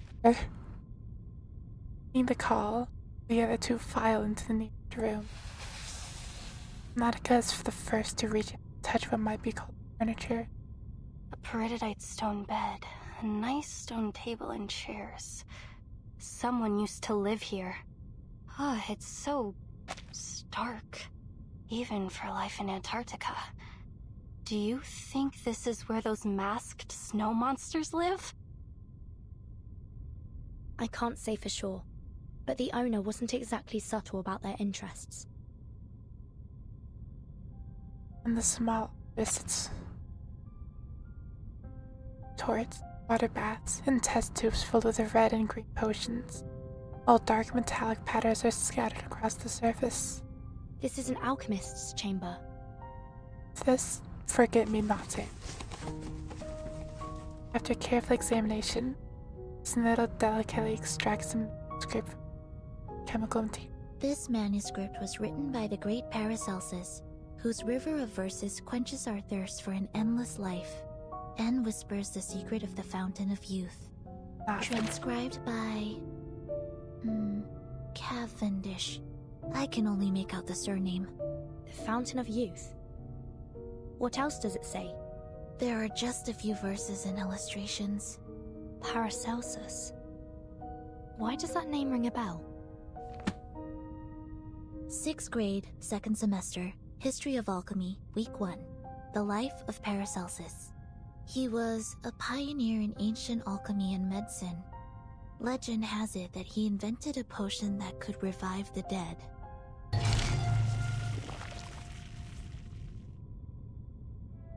A warning alarm sounds deep in our minds. Revive the dead. There was an array in Tuesday's motel, which the Foundation confirmed to be part of a resurrection ritual. And here in Manus Vindicte City, there's a manuscript about a revival potion. Perhaps this is what their ritual is for. To bring back the dead. And the only person they'd go to such lengths to bring back is... There's Cleve. Arcana.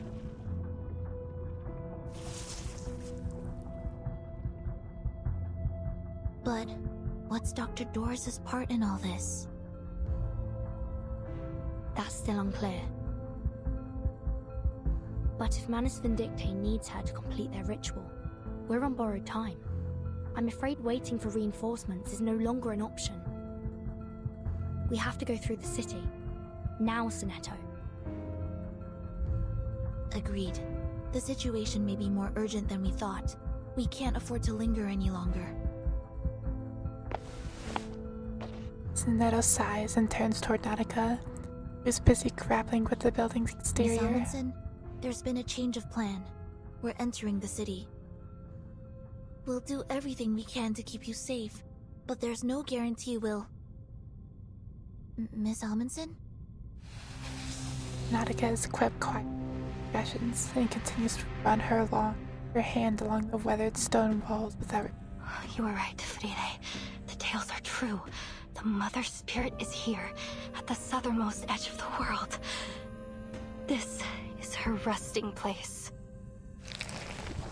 He presses her face against the stone, body warmth melting the thin snowdrift clinging to it. The first age ends.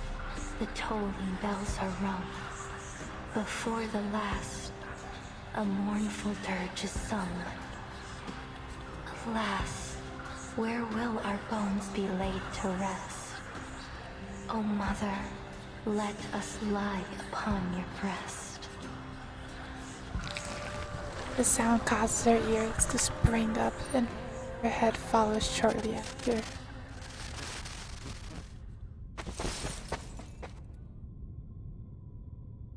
Burton, here, this place! Oh, this is the place I've been searching for! Huh?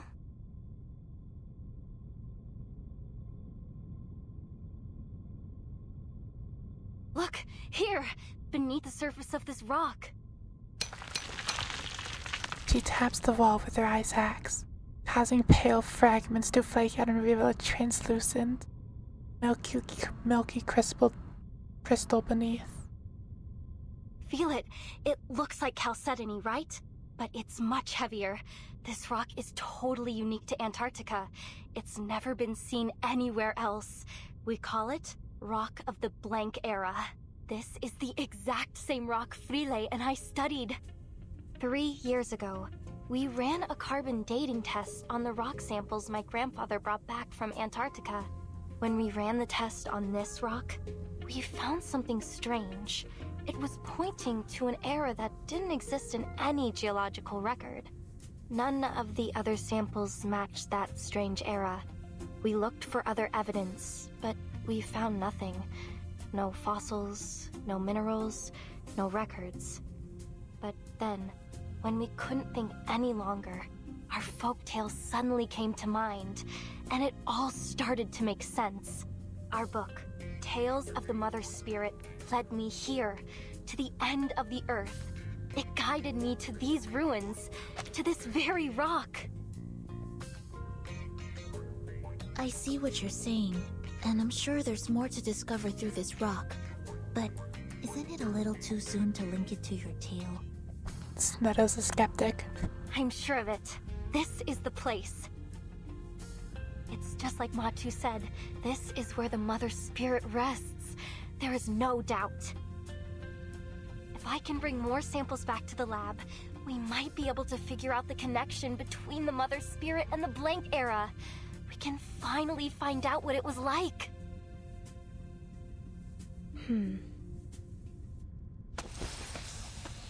Lost in thought, Nautica continues to trace out the wall of the room, searching for its weakest point to extract an intact crystal. Sorry to interrupt, but may I point something out?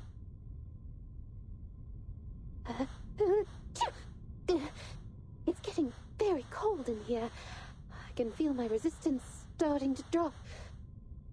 Burton! A soft exclamation from Nautica draws the others out.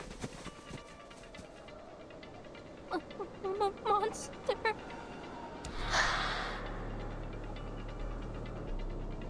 A pallid, grotesque figure stands before Nautica. Its face is blank, its skin appearing to have been peeled and reattached inside out. Welcome, Stream Kinetic. It twitches as if watching the intruders from non-existent eyes. Don't provoke it. There's a chance it might just leave us be.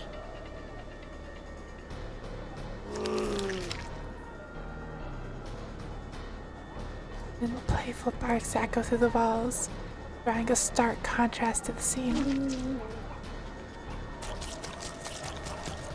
With a whimper, the humanoid creature lunges towards the group.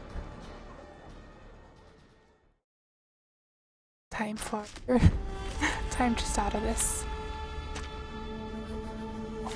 Let's kill time together. Oh.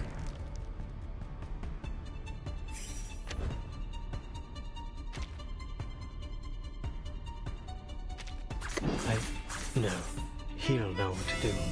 Stars.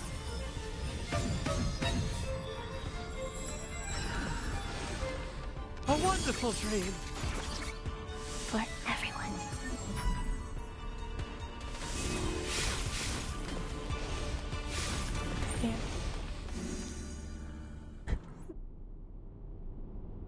The ground!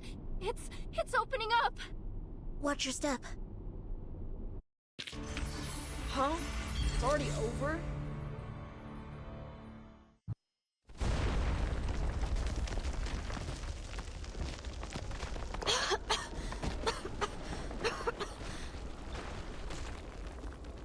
Enemy strike shatters the weathered ground, sending them scrabbling up from the rubble below. Timekeeper, are you alright? Alive and well. And you? Where's Nautica?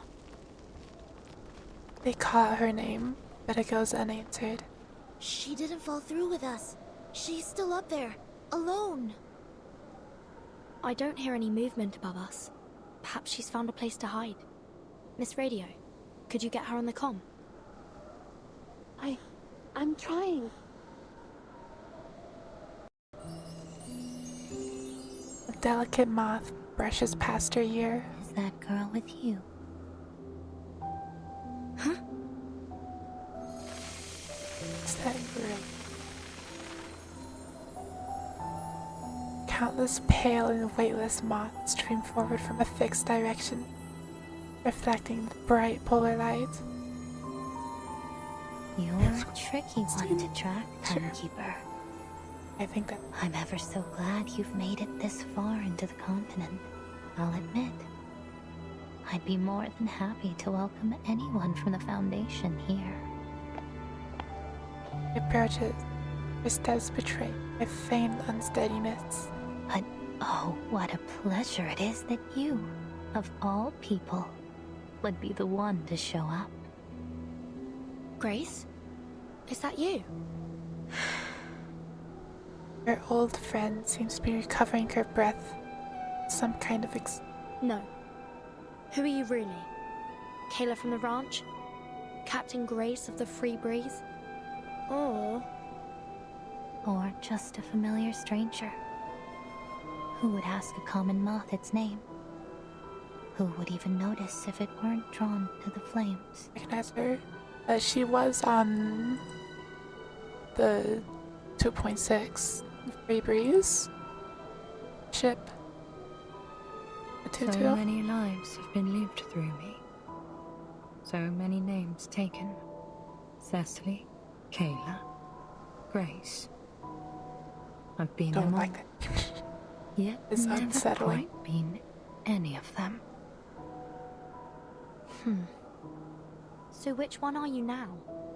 What's your goal here? Sonetto already has her grass fetter raised, ready to attack into defense or as needed. No need to get worked up.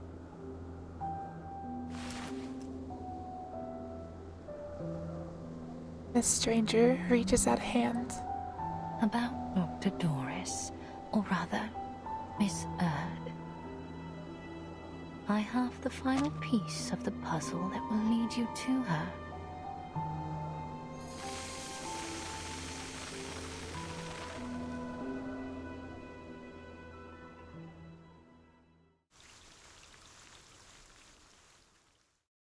Serious.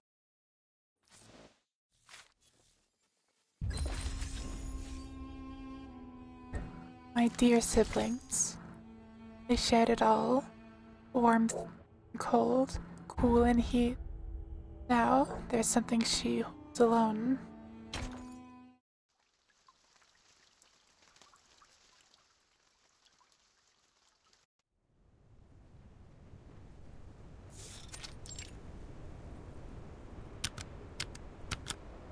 Aldia taps a code and by putting it back in her pocket. Lieutenant? Into the howling wind, Multier tucks her curls behind, turns toward the void. What is it, Sergeant? With all due respect, what are we doing here? Her subordinate poses a simple but tough question. Her troops are relaxed, warming themselves around their fires. Yet each one would be ready the moment she gave the word. We're on standby.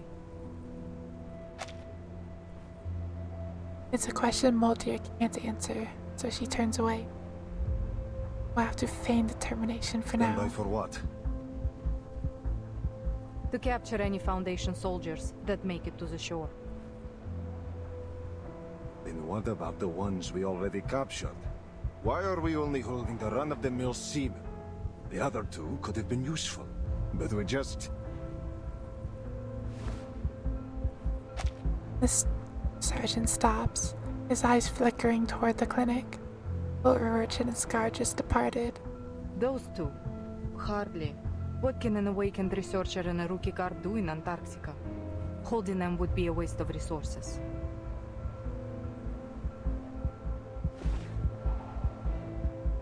She directs her stare out the white distance. Where is Danilov? Tell him to meet me at the helicopter.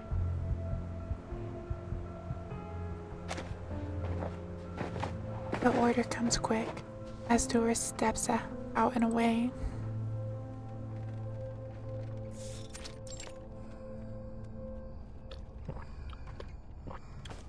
Captain Danilov takes a long and deep sip of stew, letting the warmth linger on his tongue. And it all worse when he is suddenly tapped on the shoulder. Stop sneaking up on me like that. Gotcha.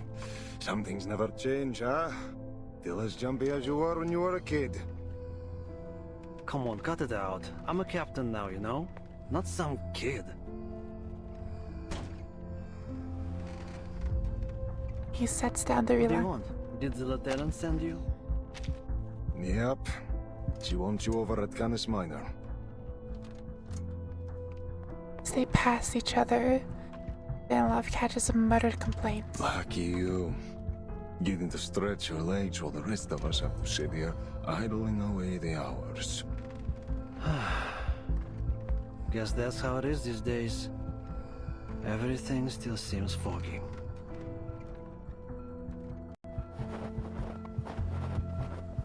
He takes 2 steps forward. The sergeant matches him stride for stride. Tell me about it. I thought Brazil was tough, but this is worse. Sometimes it takes more courage to stick to a choice than to make one. I think someone might be struggling with that. You should know better than to doubt our leadership, White Gloves. The sergeant stops. Sure, but what if they start doubting each other? What if the Admiral's steering us one way and the Lieutenant another? You saw how the Lieutenant let that Foundation researcher go. Didn't that bother you? Silence lingers as the captain finds himself watching snowflakes settle on his boots. At last, he forces himself forward. I trust them both, no matter what.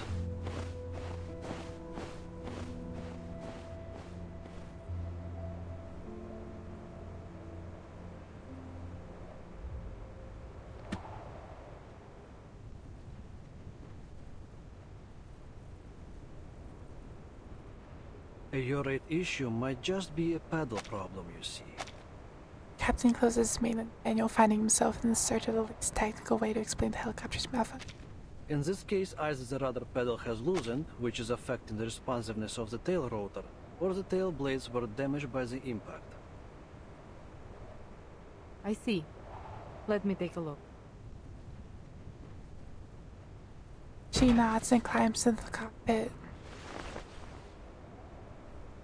From her tool set, she draws out a small, arcane item. Что было, то и будет. Your opinion on Flame Wall? It is refreshing to see like a top one, at least a top one contender that isn't just 4x mini for 3 minutes. Runs along. You do wish Flame Wall wasn't just purely red. I'm still just a fan of red levels. Still done to death. But the gameplay of Firewall just looks much better. A stream of glittering powder flows from her tweezers and attached knob. Beads of sweat form and then evaporate into the cold air. This is more complicated than I thought. As the arcane skill fails to activate, she shakes her head and puts the weight tool. I would be surprised if you managed to fix it in one go. Aircraft can be tricky. Took me 2 full years back at the academy to pass theories of flight mechanics, and even longer to really get the hang of it.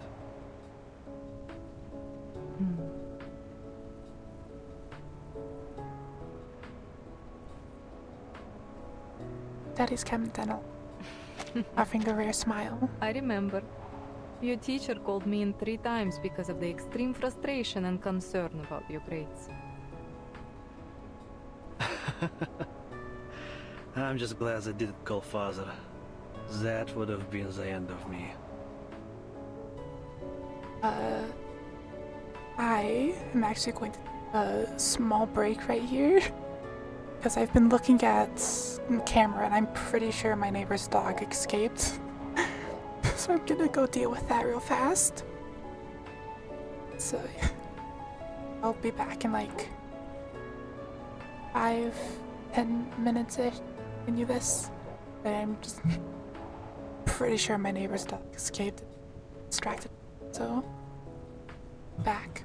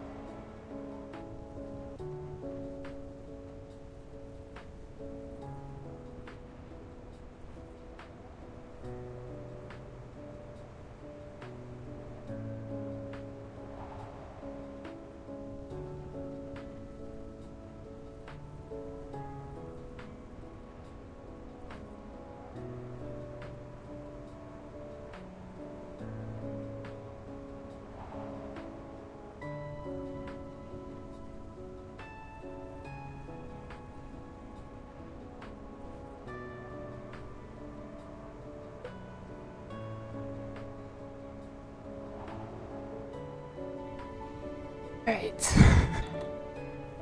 I am back. Yeah. Neighbor's dog did escape. Thus, they aren't home, so. Fun.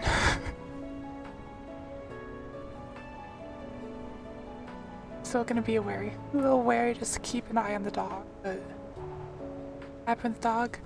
But my neighbor's dog escaped. I saw on the camera then got out. So have leashed the dog to the tree in my front yard, as neighbors apparently aren't home right now.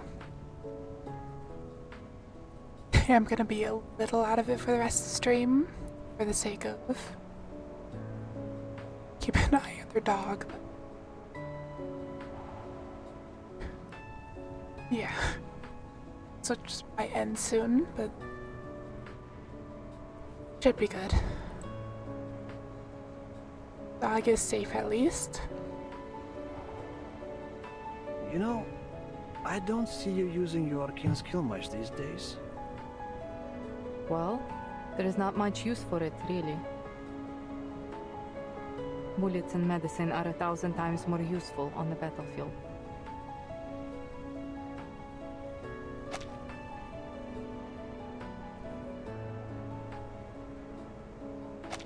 The rare and unlikely unintentional emotion the captain hit. Oh, I didn't mean it like that. Sorry. Do you want some space? No, it's fine. You're fine. We just need to get this helicopter fixed as soon as possible. Can you run another check? I already got Attica. Unless I wait for Moldier. Nothing else to gamble for the patch. There was a blockage in the system that stopped my arcane energy from flowing through. Maybe the issue isn't as simple as just the pedal or blade. Got it. I'll take another look. Lieutenant exhales softly. That blockage. I just couldn't push past it. Did I follow the wrong circuit? Or did I just do the whole thing wrong? Silence lingers after her words, forcing the captain's shift position. I wouldn't overthink it if I were you. And stop underestimating your arcane skill. It saved us more times than I can count. Frozen prosthetics, broken casts, ripped dents. My neighbor's dog escaped, so I have wrangled them until they got home. I'm gonna be keeping an eye on camera to make sure the dog doesn't escape again. But we should be good. Hell, you've been fixing our guns since we were kids. There's nothing wrong with your power. We all appreciate it a lot more than you think.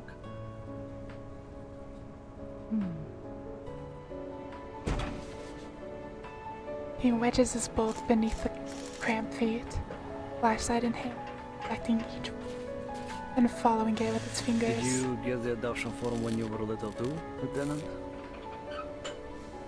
You mean the... Yeah. Mine came after my parents died in 1999. Even now, I still don't know what happened that day. His tone turns light as if he's telling a joke. When they brought me the death notice, they handed me an adoption form along with it. It was from Admiral Igor. At first I hated the idea. I didn't want anyone to take my father's place. But you signed it. Otherwise you wouldn't be here.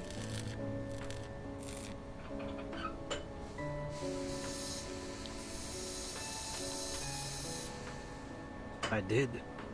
Because I needed to know what my parents gave their lives for. And the man they fought beside. We are alike. Naldia keeps that thought unspoken, turning her eyes down to I've her never regretted it. I'm proud of where I am, proud of everyone in this army. Not because we're the best soldiers Xenos ever had.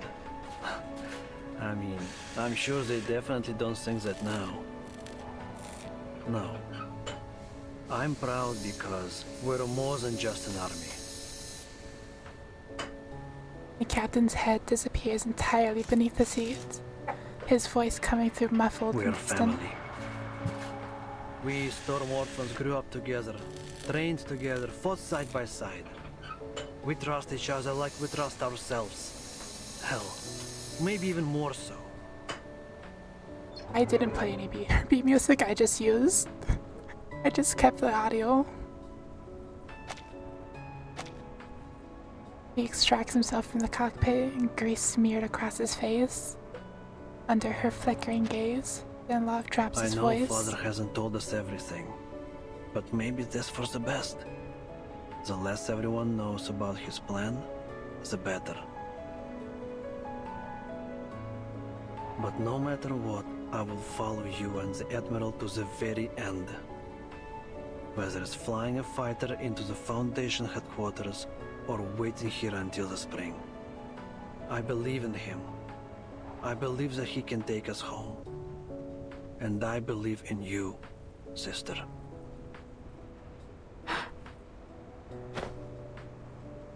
He salutes soundly, proudly, but the smears of engine oil on his take all the seriousness from the moment.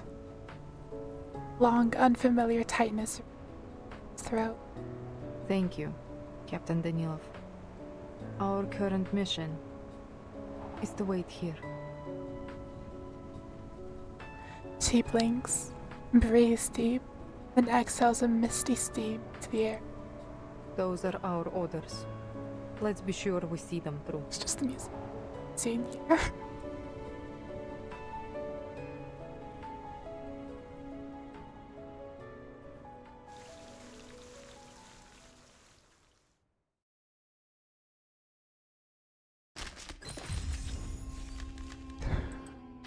Probably about 10-ish more.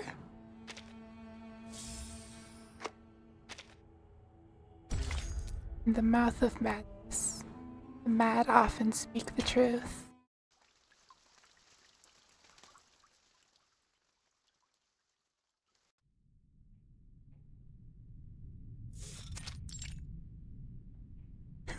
Oh, I need my daily stimulus. Zanetta steps forward. Her glass fetter aims squarely at the Manus Apostle chest. Miss Grace, you're a Manus Apostle. I will do like a singular pull to this one. Don't think we've forgotten what you did aboard the Free Breeze. What exactly are you scheming now? Miss Stranger tilts her head, sensing the arcane energy gathering at the glass fetter's tip at the corner.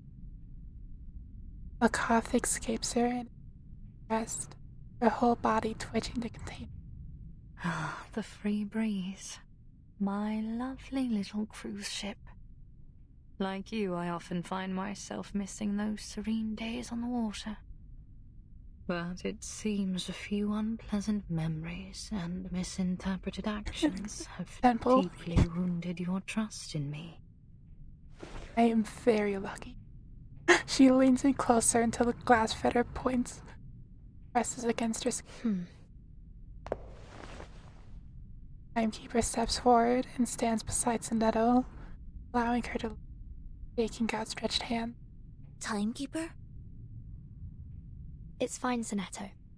I have a few questions I'd like to ask.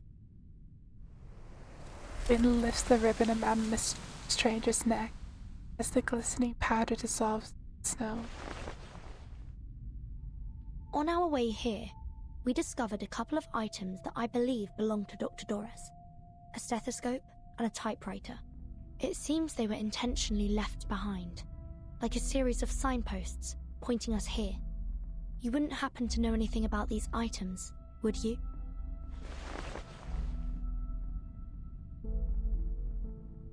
How about the powder we found on the typewriter? It's finer than snow and reflects the sunlight differently. It sticks to the skin and is bitter on the tongue. Any idea how it got there? And how the typewriter ended up lying in the snowfields? Did you leave it there? Were you giving directions to the Foundation's investigators? Come to think of it, That powder looked like the scales from a Lepidoptera wing. A butterfly. Or a moth. Huh! Moth! It's you, isn't it? You're the Foundation spy. The moth alights on Miss Stranger's fingertips, then flutters off with barely a perceptible twitch on her finger. I could provide you with a detailed account of the Foundation's phototaxis experiments if you need further proof of my identity. But we're running out of time. Their astonished stares hold Miss Stranger. She turns her face toward. I'll lead you to the sanctuary. Dr. Doris, Miss it's already inside. Oh, and my moths have just brought some new information. Your human friend has also gone in that direction. With that, she turns her back to them in advance of you. Wary, yet relieved sigh sinks in the snow. The gate to the sanctuary won't stay open forever, Timekeeper. Shall we? The voice change is still throwing.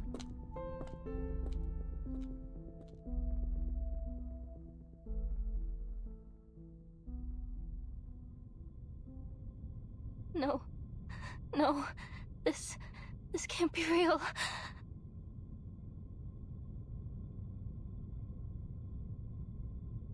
This is how it ends, isn't it?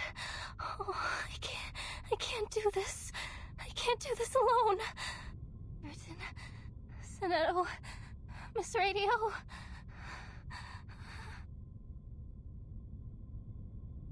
Trudging alone through a perilous labyrinth had never been Nautica's idea.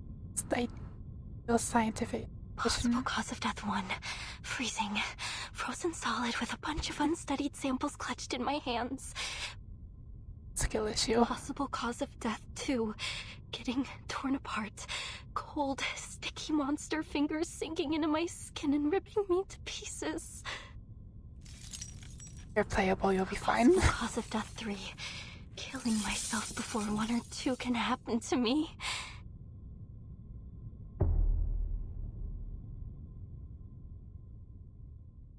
Nothing bad ever happens to playable characters.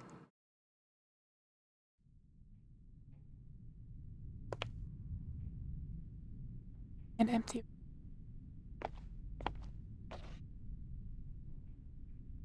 Another empty room. Like a waddling penguin moves from nest to nest, Nautica swivels her head around in a constant search for.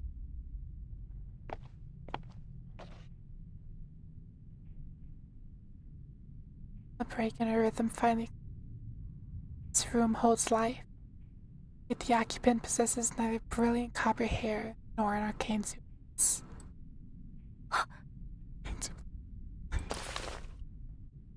She drops into a looking her leg, turning instantaneously. Parents. Who was that? She summons every ounce of courage in her, using her head and vision is up to the figure. Frida? The once bright in her memory has been.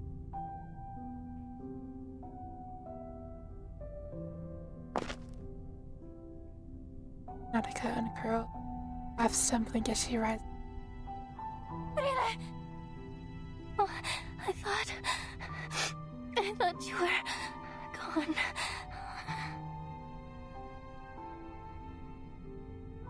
Tears burst forth as Nautica clutches her gaunt arm. The survivor's glazed eyes roll into focus. 2 labored breaths escape, exhaling without breath, without drawing anything but. Oh, thank you. Thank you, Mother Spirit.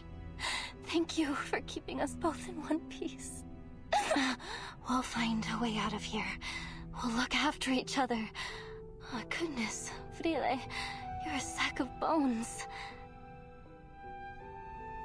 I met 2 arcanists. They'll help us. I would have never even gotten here if it weren't for them. Oh, you should have seen how they chased off those snow monsters. You can trust them. Come, Friede. We have to find them. They'll protect us. They'll get us home. Something's wrong. Friede, why aren't you saying anything? Guessing that corpse.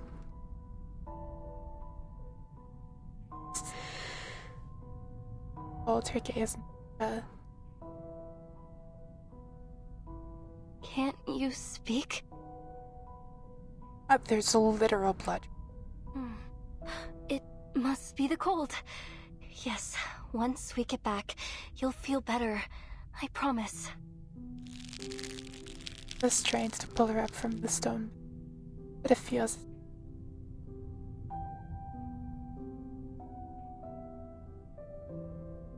Painting, spent of her strength, she releases, spies the motion of her friend's foot, cuts towards snow.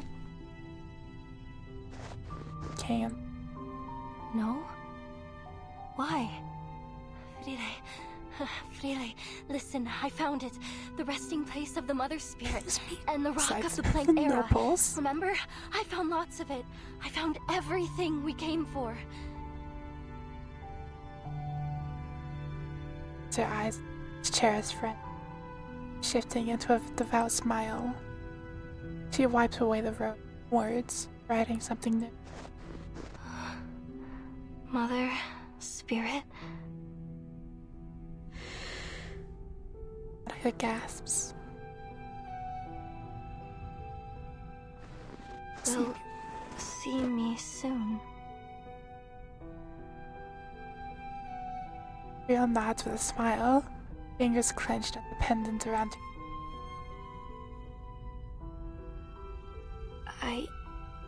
I don't understand. You're going to meet the Mother Spirit? Real nods.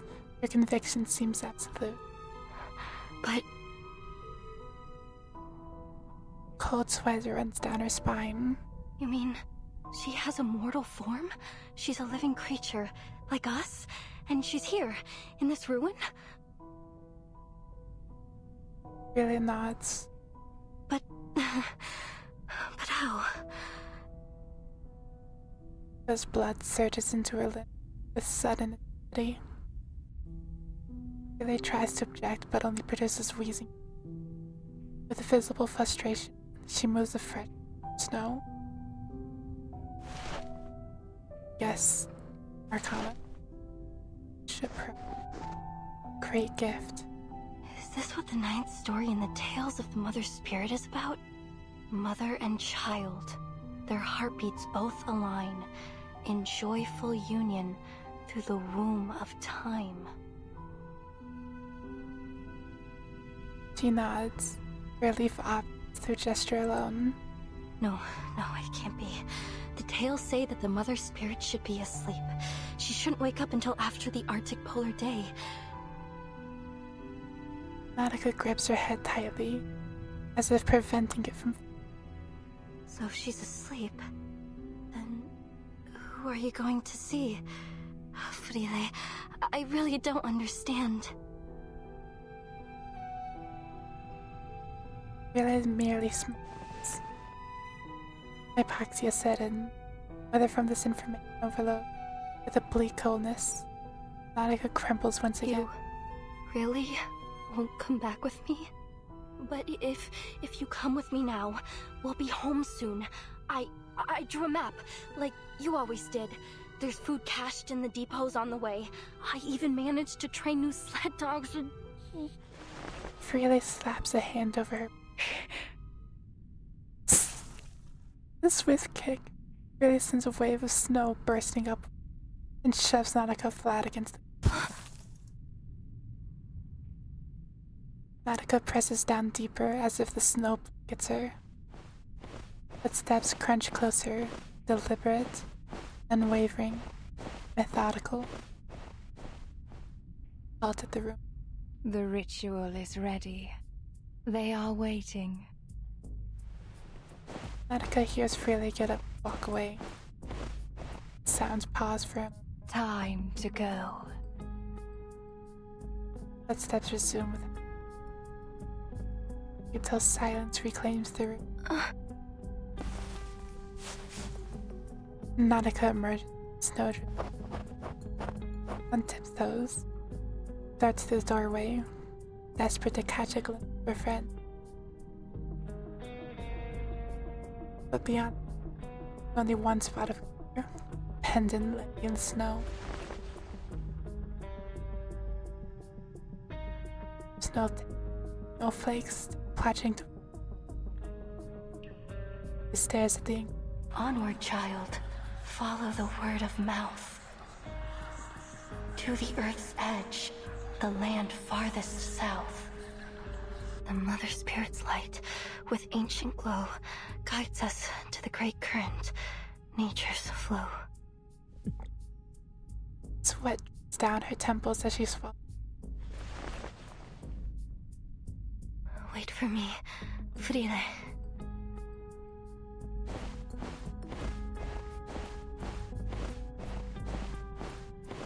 She lifts her foot. It's snow.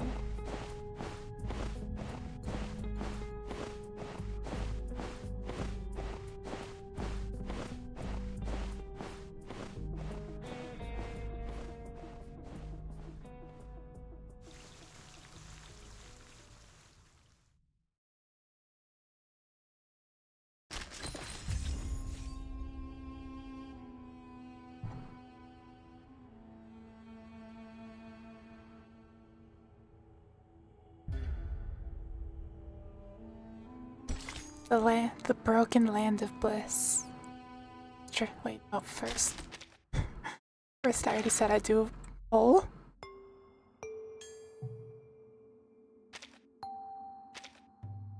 The and pull. Trade over.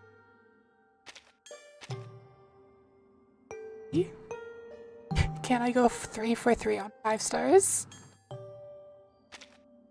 Or 6 stars?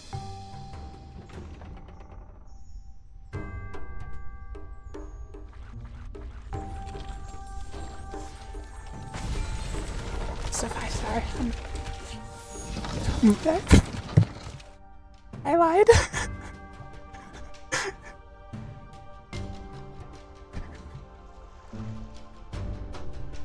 I really thought that was a star.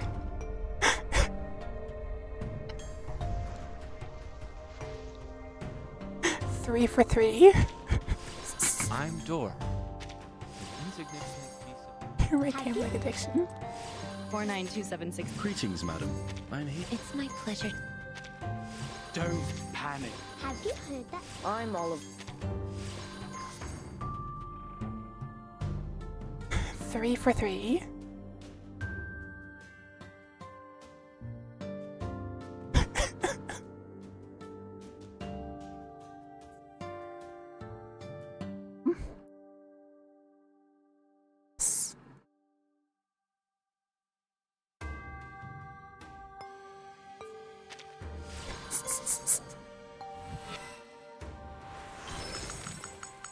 Miss Verton, it's a great honor that you invite me, a human, here in your suitcase. I do enjoy seeing old friends, and I'm more than happy to meet new friends.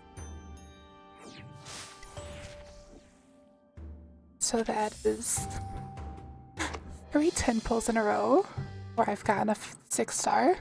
Just because you're silent doesn't mean everything else is.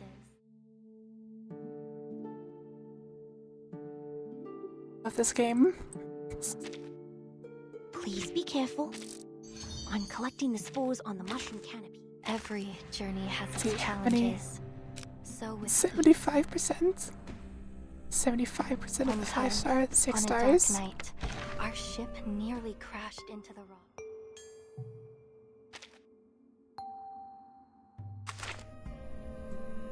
You know what? 4 for 4. Why not? Dang. Streak has ended.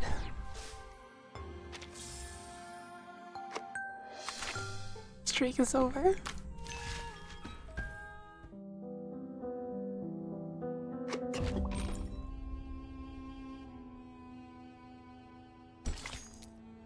broken land of blood.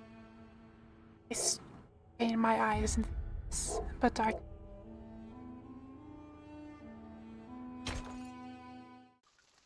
Have a good day. Miss Stranger, where are we now? Miss Amundsen is a human. If she's been caught by Manus Vindictae... Keep it down. We're in the tunnel to the sanctuary. It's the easiest path to follow, but also the most dangerous. Is that a lake?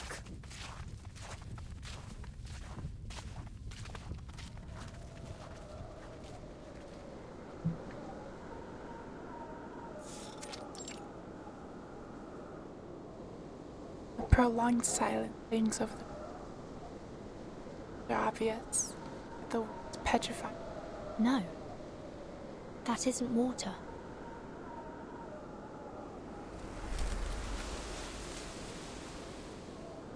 The wind tugs close, but the hoods remain nervingly still. It's the believers.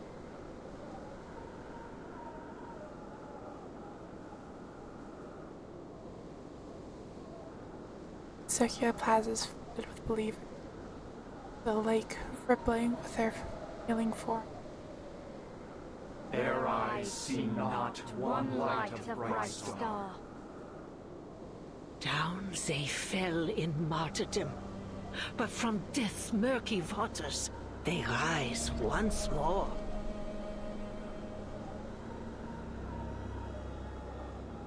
An older stand atop the ringed roof, delivering fire words upon the frozen earth. Children of the resurrected mother, lowly bearers of their mantle, let your bodies and souls be the means of their return.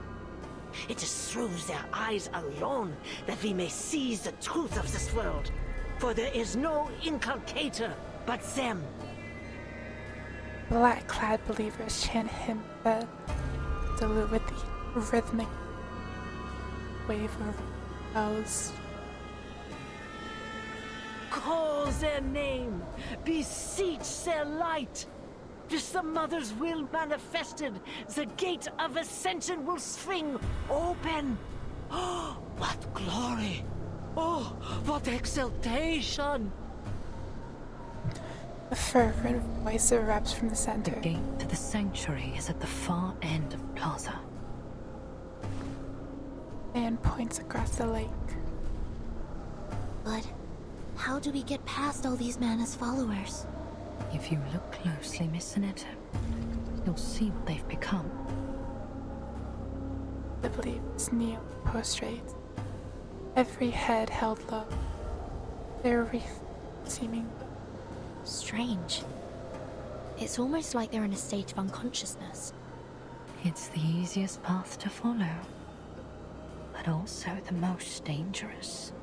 Whenever a sacrificial ceremony is held in the plaza, Animus has all the believers put on masks to ensure she has full control over them. Right now, there is only one thing on their minds: the ceremony. If we're careful and choose our route wisely, we can slip by them unnoticed. No one will see us except for Animus. What's the purpose of this sacrifice? To open the gate. They're taking a life just to open a gate? Miss Stranger keeps her focus locked on the other, connecting the... We must take this opportunity to slip through to the sanctuary. What exactly do you mean by that?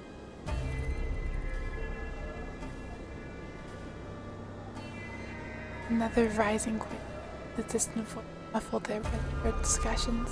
Great revealer of Arcanum, we humbly present this offering. As the elder's voice fades, offering steps onto the plaza. That's a shame. Though well, her attire betrays her former status. The offering is human? No. Not just any human. That's one of Nautica's expedition team members. Timekeeper, look over there. It's Miss Amundsen. The believers fill the plaza concentric ring. Across the gates, the stands motion. She is transfixed on the ring with the guy. What's she doing there? Something about her doesn't look right. She's too close to Animus. At that distance, the arcane skill controlling the believers could affect her too. We need to get her out of there. Stay down. Not yet. Animus could spot us at any moment. The ceremony is about to begin.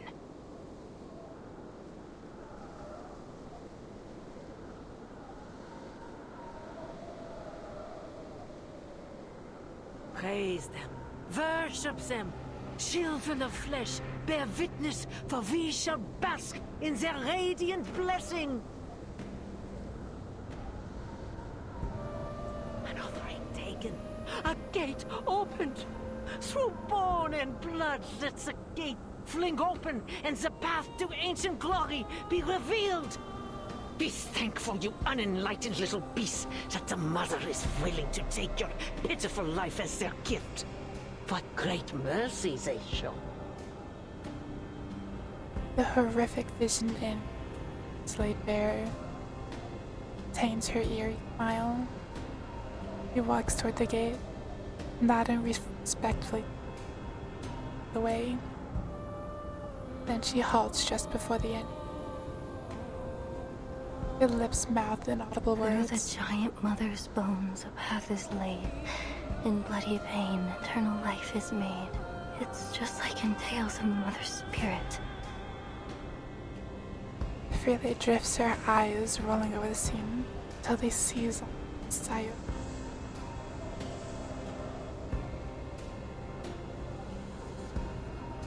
Their eyes lock, crack of lips part, soundlessly forming words. Approach. A great gift. You really are going to see her. The mother's spirit's light, with ancient glow, guides us to the great current, nature's flow. The 9th story in Tales of the Mother Spirit. It happened in that season on that day. The children found their mother at the gate. With offerings, the finest of their art, they paid her homage with a faithful heart. And in return, their reverence repaid. By her great gift, her children were remade. By her great gift, her children were remade. Well, Hella's hand to reach from inside the grades, swarming over Freeland. They coil around her with like vines and gnarly reality fracturing across her body and Right. That's right. This is the climax of the story. When the children come close to the Mother Spirit, share her pain and her sorrow, and become one with her. her breath hitches, scream claws up her throat, blood boiling in her veins. The Mother Spirit will come. She'll come to guide us.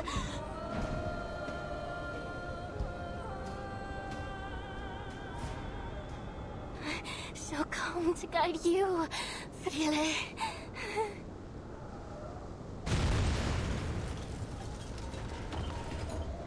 Suddenly, a deafening wail explodes from within. Frile crosses the threat, and the shriek tears out from her searing chest. Frile.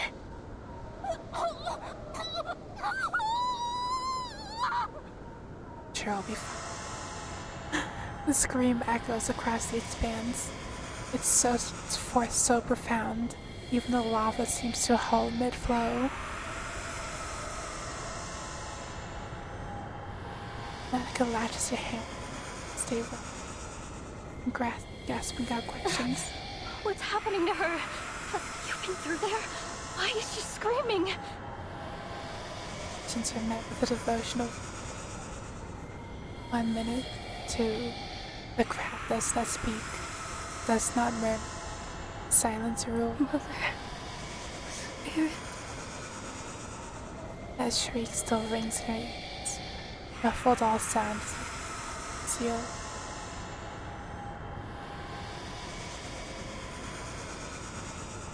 The believers are unresponsive, weakened, unbreathing. The shriek fades into a dull tonight. Animus taps her longbow on the ground, shattering the silence. You humans should be grateful, flawed and pathetic as you are, yet nonetheless granted access to the gate at the mere cost of your tongues. Deeper is her sin than our cleansing could purge, greater her crimes than our judgment could meet. Yet in their boundless benevolence, the great Mother of Resurrection has seen fit to accept her. May the Guiding One return to us and restore this world to the ancient order. May the Guiding One return to us and restore this world to the ancient order. Shakes her bell at the cue.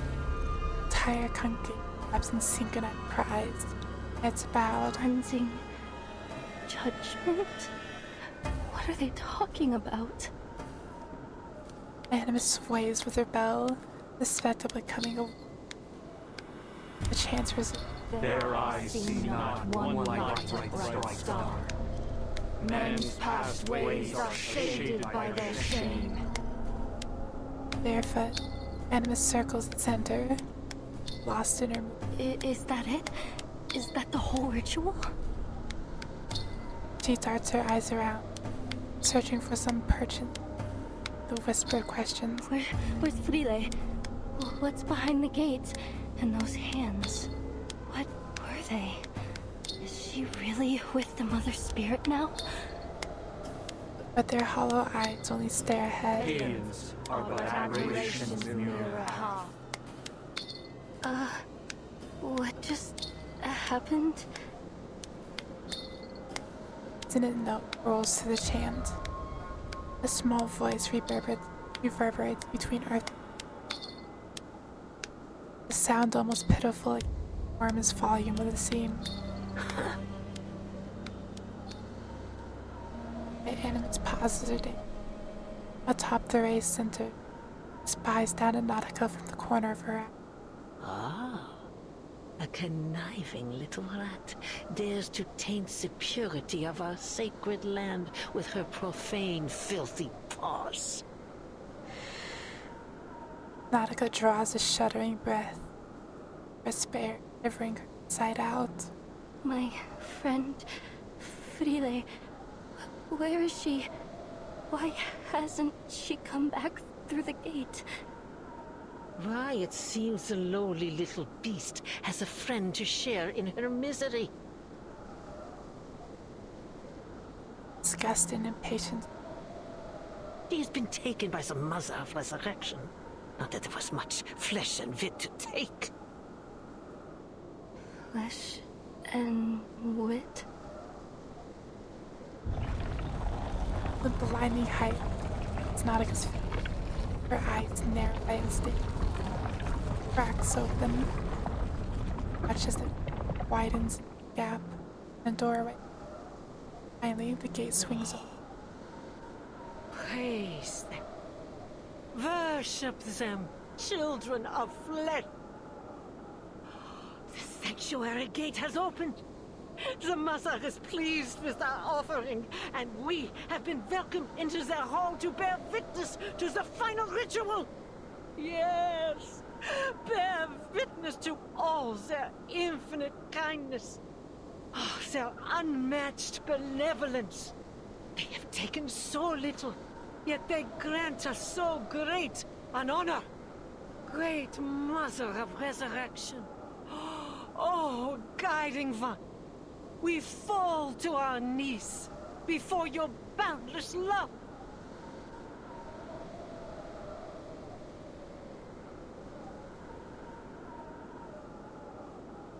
Nautic's presence has become intolerable. This wave, the kind of leap usually swatting.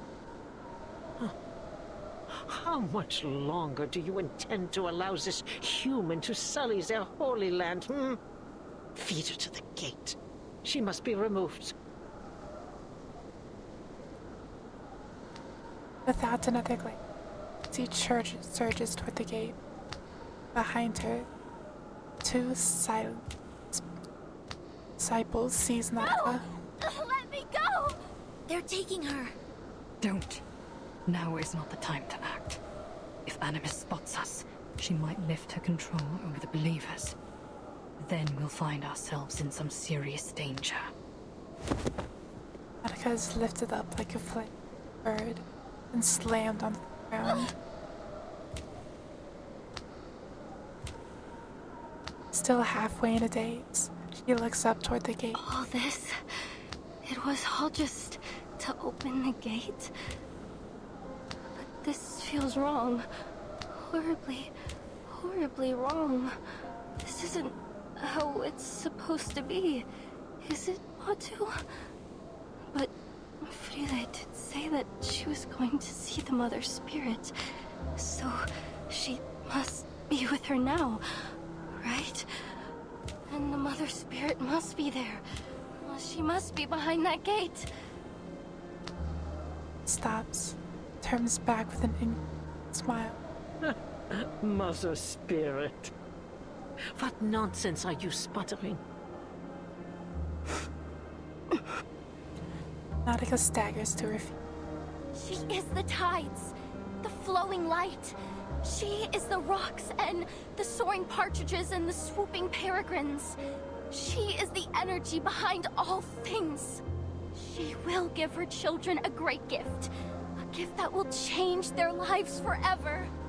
I have traveled all the way from the northernmost edge of the world to this place, following her guidance.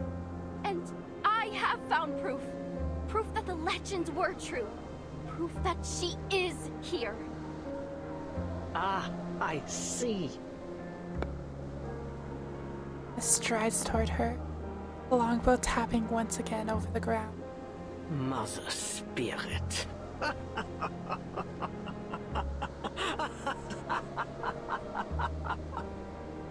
That's how you imagine the supreme being of this world, is it? A deity no greater than a charlatan shaman? And what flattery to claim yourself personally guided by a goddess. Yet, still, I cannot help but feel a twang of pity. What hope can there be for a kind born with minds too narrow to comprehend true greatness? Playful malice kindles in An inescapable predicament indeed. Before you are thrown to the gate, allow me to share with you a fragment of truth, so you may die knowing what you've served. Spread wide, Animus shuts her eyes with sick devotion. There is no Mother Spirit. The great Mother of Resurrection has cast their eye upon the earth from time immemorial. And Artica has ever been the sanctuary of Manus Vindicte. Here we serve Arcana, the only and eternal mother of Arcanum. Her lids slip open. The flood of glee surges out. Few are fortunate enough to learn this truth. What was that pitiful thing's name again? Really? Oh, no matter. Your little friend came to me boldly claiming to share our noble faith, and pleaded to be thrown to the gates so that she may meet her goddess. And so I was inclined to turn down such a blindly foolish request. I agreed.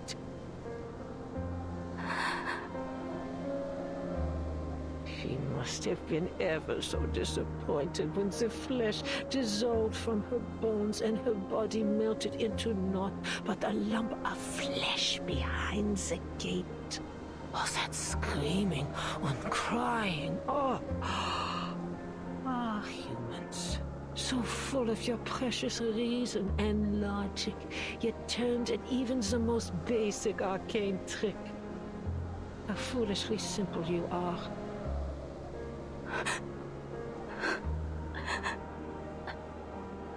Slats. The shock and agony like his fate expected, anticipated. Yes, that's the look. Confusion, disbelief. It suits your kind perfectly. What a miserable blind existence. Scurrying about in the dark, unseeing, unperceiving, your limited, darkened minds blind to the spark of a creation forsaken from its inception. You could never wield true knowledge. Yet still, you have brazenly infested every corner of this earth, claiming that you would uncover all its mysteries. Such ignorance, such arrogance.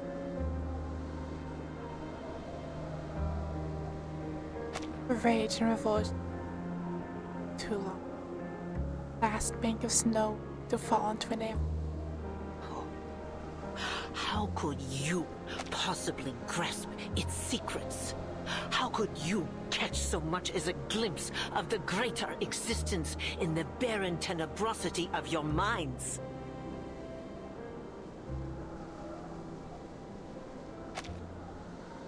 This twisted giggled pulses to her statement, a movement somewhere between convulsing and wretched. Something is being digested.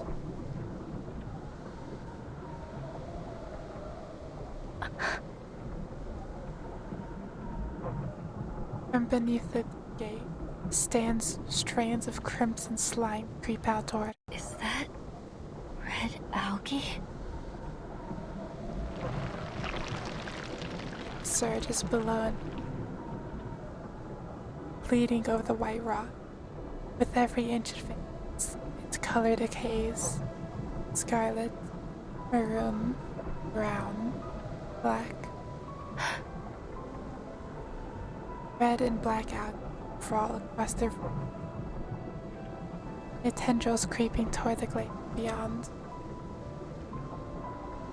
Blackened arteries pumping and pushing over the There's black algae here too. No.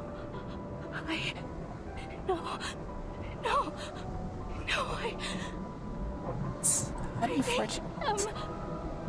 I was eating. No. Her murmured among fail her. She clutches her stomach as if a stream of vomit pours out. Are you satisfied? Has this great gift satiated your curiosity? Animus steps onto the soft, viscous algae. The familiar chewing sound grates against it. Has realization finally dawned in your darkened mind? Your friend is gone. She will never return from the gate.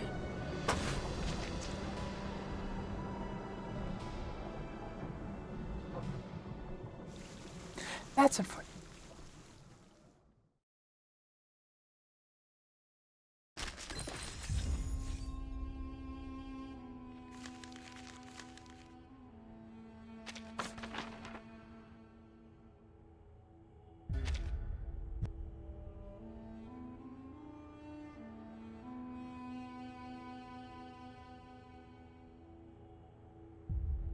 I will go ahead and then might continue this in like an hour or two. Right. One time, on a dark night, our ship nearly crashed into the rocks. We'll end here now. Hour or two. Realistically, probably finish this tomorrow. One time, on a dark night, Our ship nearly crashed into the rocks. Thankfully. For the very least, I need to eat something.